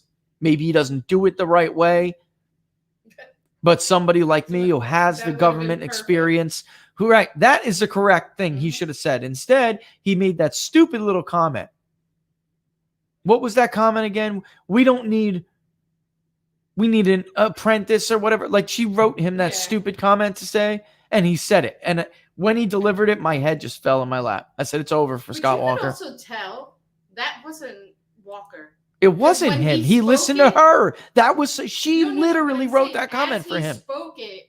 It wasn't convincing. No, it wasn't. it was. Because if he You mean it wasn't Scott? Yeah, Yes. yeah. You could really tell that was not Scott Walker's comment. Like, it was not his original thought. No. So there's Ohio according to the American voter. Here's Ohio according to Nate Cohen. Here's Ohio according to the American voter. Here's Ohio according to Nate Cohen.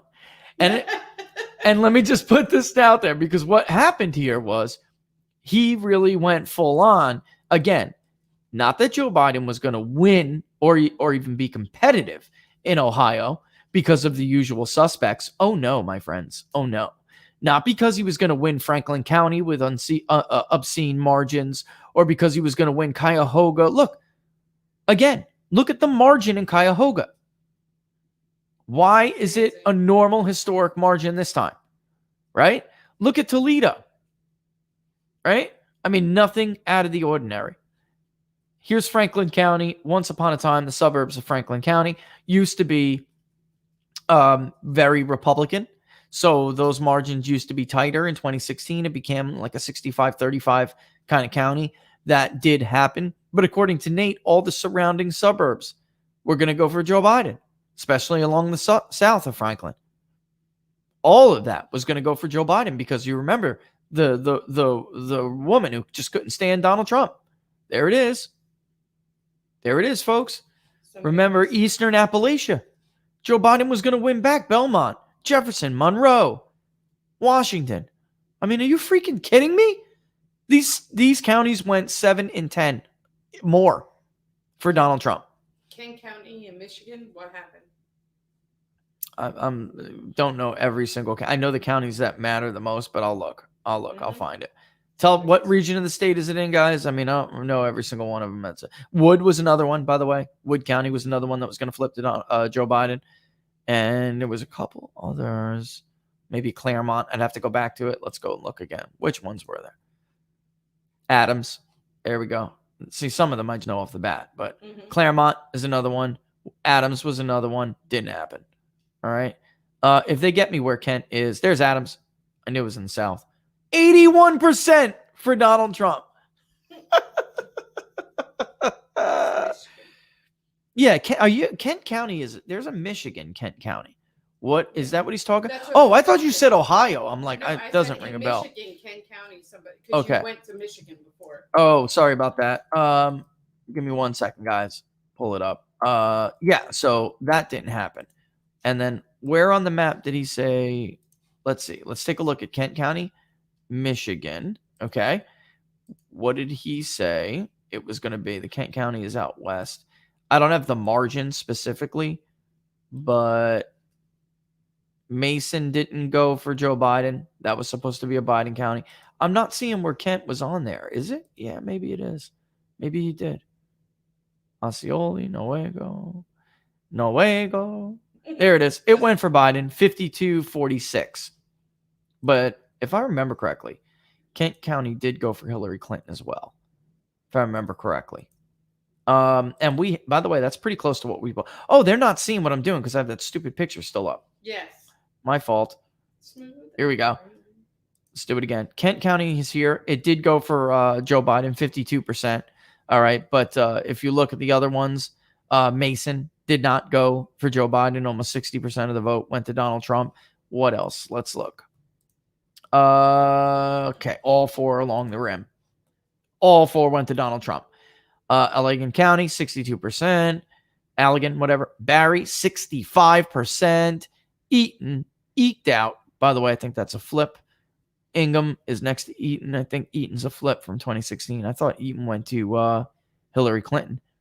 I really could have swore it went to Hillary Clinton. All right, what else? Let's see. And then again, really, from all over the sky, there are blue counties here, but Bay County went to Donald Trump. Tuscola went to Donald Trump. Lapeer went to Donald Trump. Macomb went to Donald Trump. That was one of the ones we argued over constantly. I said, there's just no way. We were polling Macomb. He was at 56% of the vote. And in fact, he was above 60 until some of the 24 to 48 hour later, mail-in ballots started trickling in. Oakland County did widen out, but not to the 18 points. And Lenawee went 59% to Donald Trump. And of course, Monroe. That was another ridiculous call. Here's Monroe in the southeastern corner, clearly projected for Joe Biden. It went for Donald Trump by a bigger margin than it did in 2016, I believe. Or just around the same. Yeah, it was 50. In 2016, Monroe was 58%. So it went for Donald Trump by an even bigger margin. And in Macomb, there is the southern part of Macomb that backs up against Wayne, totally controlled by Democrats. That was where all of those mail-in ballots came in that tightened that margin. Because if you remember, Donald Trump was above 60 in Macomb for most of election night into day, the next day. And as the absentee ballots trickled in over 48 hours and were counted over 48 hours, it drug him down to 53.3 in Macomb. So, I mean, just, Somebody saying, like, isn't it odd that the percentages are, like, identical almost in... It is. It is odd, guys. That's what I'm trying to say. Like, he did not, and the polls were not, they were not arguing that this was going to be a blowout because of large, ridiculous vote shares in urban areas. That's not what they were arguing. They were arguing that all of these pivot counties were going to pivot back. That didn't happen. That did not happen. What happened is we're all supposed to believe that Joe Biden got more votes out of metro, urban Black Americans than Barack Obama and Hillary Clinton did. And it happened all within the last 24 hours leading up to Election Day and 48 hours after and beyond, because we're still going. Understand that Philadelphia told us they had 640,000 totals going into Election Day. So they couldn't get Hillary Clinton levels 2 weeks for 2 weeks. But somehow in the final stretch, it all happened? Oh no, folks. Oh no. Oh no. Without a get out the vote operation. Without a get out the vote operation. Listen, you want to believe that, that's entirely up to you. Personally, I don't believe it. And it's more than just, looking at, it's more than just looking at historic vote shares. Because that is part of it, of course. But it's more than that. It's more than that. We already know Wayne County. We've already went through what would be the obvious and found quite a bit. So it tells me it was systemic. It was a plan. And I really have to stress this to everybody. What we are finding was in the works for a while. So while I was doing these podcasts and going through the 3 bullet points that I went through with you, there were already people requesting absentee ballots that are now worm food. It's just true. And that's not the most egregious or biggest example. There would be a lot more than that. COAs are next. We're not a huge team here, but 100 people. So you start where you think it would be the easiest to prove. And in response, by the way, the Michigan Secretary of State said that there were some handed in and they were rejected. I'm willing to accept that that's possible, that some of the ones we found were rejected. But the number now is so large, you have to show me. You have to show me. You have to show me where 5 digits we're up to. Where 5 digits were rejected. I don't believe it. We're not taking your word for it anyway. Let me inside. No way. Let me look. But you notice nobody's opening their doors. Like somebody once said, well, I think that Florida committed voter fraud for Donald Trump. I said, come on in. Yeah, that's the difference here.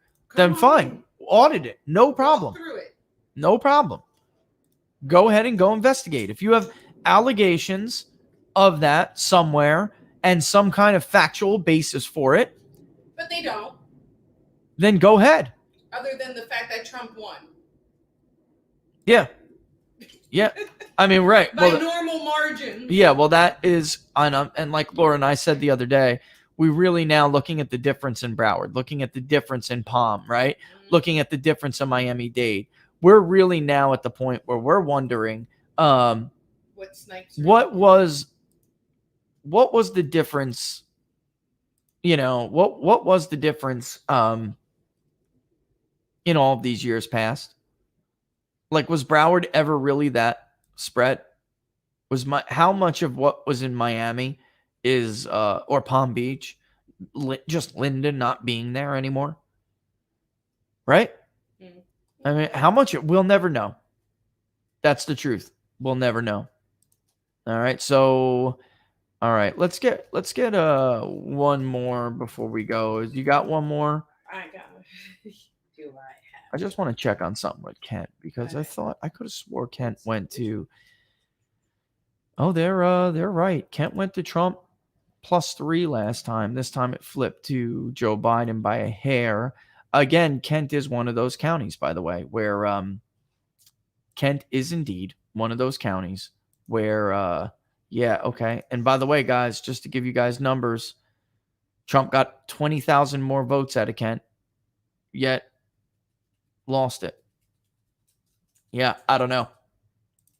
At least the Michigan legislature is making noise over there. They are calling for something, so we'll see. All right, let's All right, so Hector asked a question yesterday that we didn't get to that I want you to hear. Questions for both of us. Has anyone questioned the fact that your polling times are out of whack? In Spain, we have 2 time zones and we don't start counting until both polls are closed. Wow. I love that question. That has been a criticism I've had for many years. Nobody should be reporting any results. I am 100% on par with you. You know, it's funny because we have been looking at and talking with some people. Like, I know pollsters overseas, and you know, the differences, not just in polling, because that's what the conversation was mostly about before the election, and then the differences in actually how we conduct elections. And then, like Molly said, France outlawed mail-in voting in 1975. There was just too much when they actually took it seriously and investigated, and just was too much fraud. It was way beyond anything that anybody would I think most Americans would be completely shocked by how much this could be when all said and done, when everybody is done investigating this stuff. I think they'd be stunned. And as far as that's really I chalk up to another voter suppression effort, because as a Florida guy, the media, they've been doing this for years with Florida. 2 time zones. We know there are 2 time zones, and yet they continue to report results. And then we have 3 time zones in the United States, and they just keep affecting the outcome of elections in real time by doing what they do. I totally agree. And that's why many other countries, by the way, no results are reported in Israel until everything is done. No results. They're not reported scarcely and sparsely in this. Everyone should vote. Everyone should have to say, these are how many election day votes we have. These are how many absentee ballot votes we have. These are how many in-person early votes we have. Here are our 3 categories. Voting is done. Now everybody count. That is the way it should be. Why do you think we're the laughing stock? Oh, yeah, Hawaii, Andre. I forgot about Hawaii. We have more than that. Continental U.S. alone has 3. That's absolutely right. I'm with you 100%.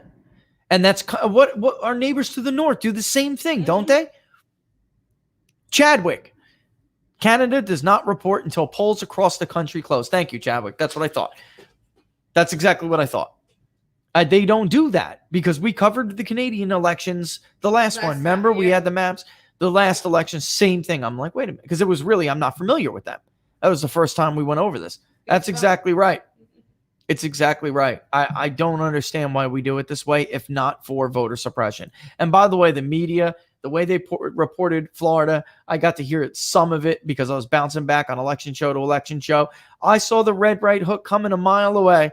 I said, damn. Off air, I turned to Laura. I'm like, damn, Florida is over, because I already saw Miami-Dade and I saw where the margins were in the Tampa Bay area and the Atlantic Coast area.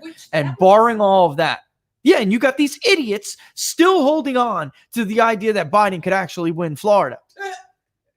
That was over fast, guys. I just had to be responsible and wait. But the Panhandle is a different time zone. I think I even said it on the show in Phoenix. I said this because people were like, what's your best guess right now, Rich? I think Larry asked me. Yes. And I said, my best guess is this is a very traditional red right hook coming at Joe Biden's chin right now. And that's it. And it did. It was actually bigger than I thought it was going to be, because as time went on, Trump's margin in Miami-Dade actually continued to tick up. He started, if you remember, he started at 38%. And I made the comment, damn, I was right. It's 40. That's the number. And then he went beyond it. Then I was like, oh my goodness, this race is over. And they were still going on and on about it. Yeah, the continental United States, I meant by the three, Shafe, because Alaska and Hawaii too. Yep. So there's actually, yeah, that's 5. Hawaii is 5 hours behind, but I believe there's only 4. I could be wrong, but we're only in 4, right? Or is Alaska's Pacific 5 times? Yeah, no, so it is 5, I guess. 4 time zones, because Alaska's not the same as Pacific, is it? No, it's 4. What's your opinion on voting? So damn, it's even worse. I like as paper only. Yeah, I like paper, not mail, but I like paper because there's a trail. And you know, yeah, Laura's giving me the finger because I've discussed this with her a lot. If you were, maybe you served during the Bush administration, maybe you got sent to one of these god-awful countries, then you'll know what I'm talking about. When we push emerging democracies into voting, we have very strict standards, UN regulations. We would be considered third world compared to them, and we are. We're third world now. There's just no doubt about it. In Afghanistan, for instance, the very first election they had, everything was paper, so you could, you know, follow along and have a paper trail, but people also had to dye their fingers. It was dye. You really could not get this crap off.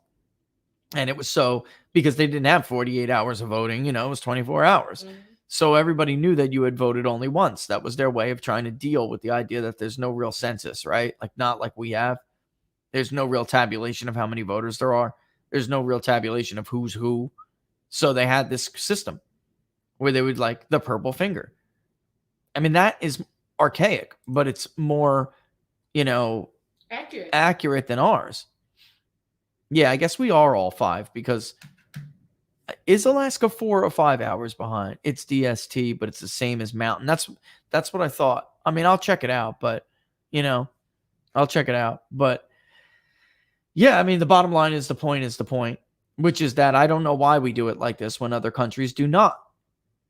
They do not. And we're supposed to be the bastion of democracy and self-governance. We're supposed to be the gold standard. We are not the gold standard. Far from it. And in fact, our election integrity has been getting worse and worse and worse as time goes on. You know? Yeah, I don't count the territories because the hell with them. All they do is add to the popular vote. That's right.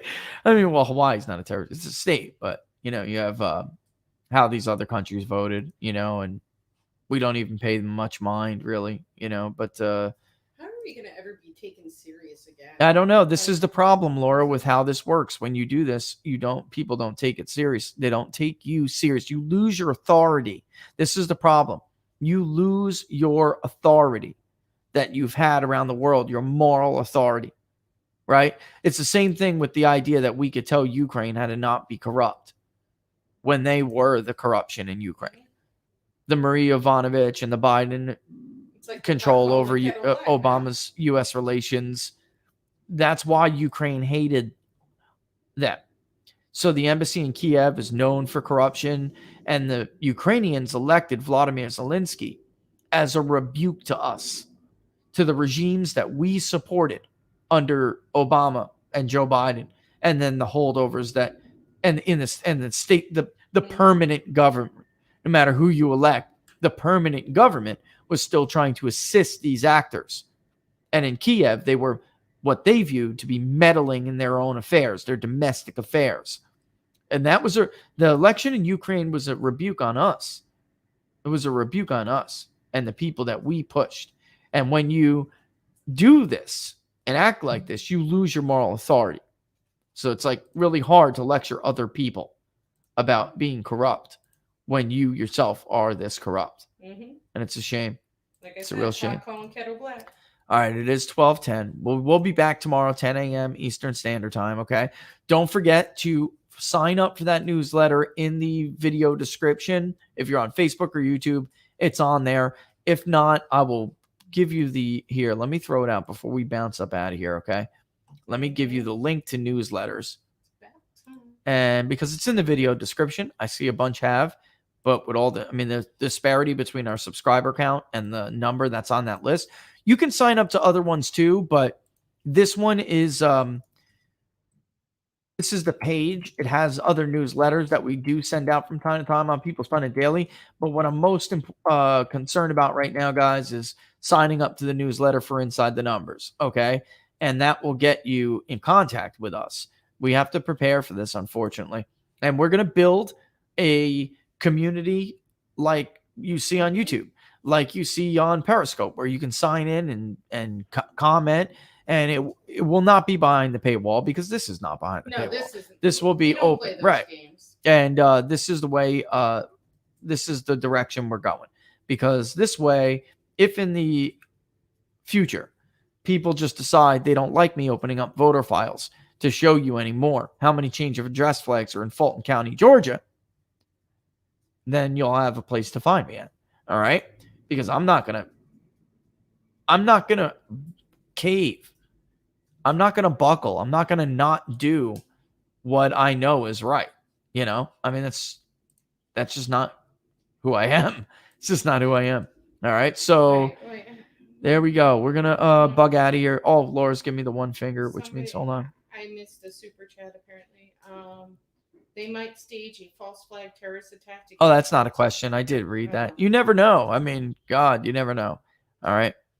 Well, we were in Alachua, just to give you that.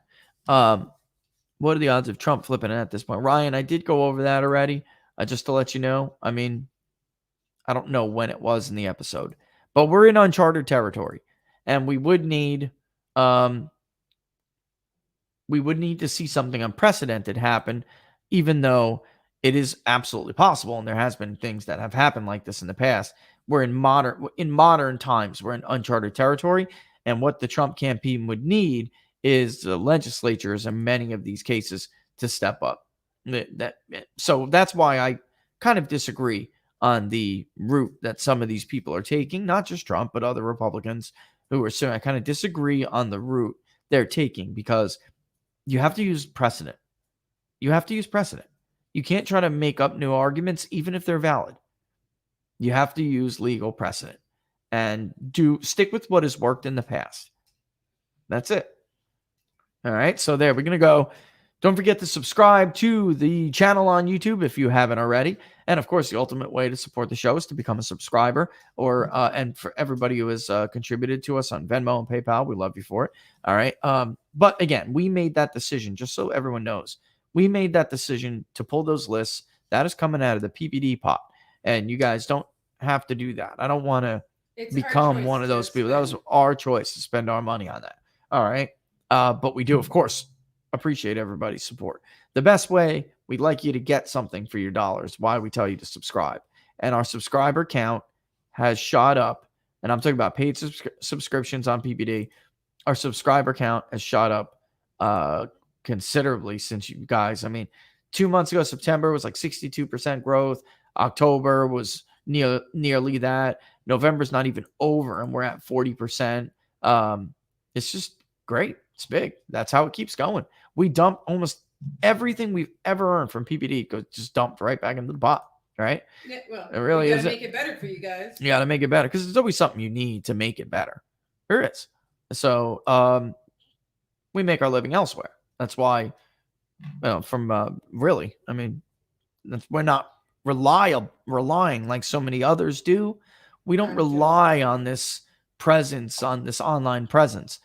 We don't have relationships from, media outlets that we're not independently wealthy, but we were smart on how we did this. We're not bought, so we don't want to be bought and paid for. And that's the only way to maintain your independence. That's it. And we appreciate your love, support, your viewership. Yep. It's absolutely true. I mean, I don't care if you pay or don't pay or you just share a video.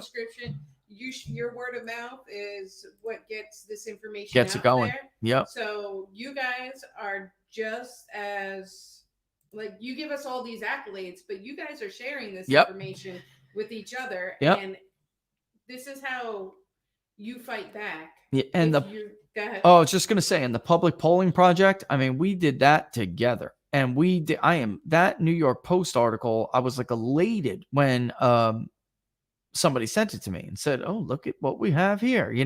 I was elated because you never know how they're going to turn out. But what it showed was that we circumvented the system to remove the prejudice, the bias, the confirmation, all sorts of cognitive biases that enter the minds of pollsters before they ever even get in the field. The pressures that they have to deal with from media clients, their own personal biases and judgments. We showed that can be there, that there's a better way. And the best line in that article is that in return, what did you get? Above average transparency. At this point now, what we've done is set a new standard. And at this point, there is just no reason for media outlets to be able to get away with the headline, candidate A plus N ... because we said so. That's just not going to work anymore. Preach it. That is not going to work anymore. We exceeded the transparency initiative laid out for Mayport in 2016. And everybody else has got to be held accountable and be held to that same standard. And because we amassed not just that kind of record of transparency, but accuracy, we will now be able to show people, no, don't listen to that. It's more than just they were wrong in 2016, because that didn't really work out. Still, tons of people believed it, and the media regurgitated it. Now we have something more powerful. They were wrong in 16, 18, and 20. Plus, they don't give you this. They don't give you that. If this pollster doesn't do this, don't believe them. If this pollster doesn't do that, they have not met the standard. And we did that together, folks. We did that together. All right, I'm going to kick rocks. We love you guys. We appreciate it. What did I say yesterday? I'm going to kick what? Oh, no, you said... I said something backwards. Yeah. It was something bad. I was like, I'm going to kick something. I don't know. Crocs. No, it was like two expressions mixed together. Oh, yeah. I don't like remember, you kick rocks and then you cut rocks, I said, I think. Yeah. All right. Funny stuff. All the days of sleep deprivation. Cafe con leche. Okay. And I'm going to get another one right now after we bug out. So I'll leave you again with the soothing sounds of the Bowen Band, folks. Thanks for watching Inside the Numbers again. Don't forget to subscribe and, like the page, share the page. We'll see you back at 10 a.m. Eastern Standard Time tomorrow. Keep an eye on North Carolina. Those races should be called pretty soon. They really, yesterday. Just keep an eye on North Carolina. All the best, folks. See you soon. See you tomorrow.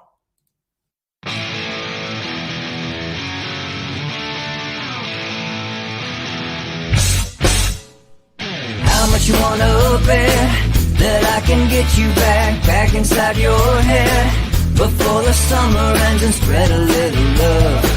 Just for a little fun, I'll make you come back to me before the rise of every sun. Baby, it's meant to be, I know you got a man, but he don't understand. You're gonna be a heartbreaker. You're such a love taker.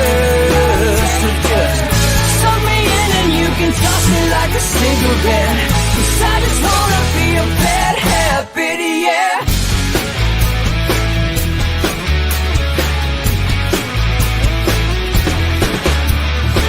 rhythm in our love, it's impressive, excessive. You can't make this stuff up. My chest beats, it's restless, wakes the neighbors up above. Yeah, baby, come and show me love. Baby, come and show me love. Because you're gonna be a heartbreaker. You're such a love taker. So just suck me in and you can toss me like a cigarette. 'Cause I just wanna be a bad habit, yeah.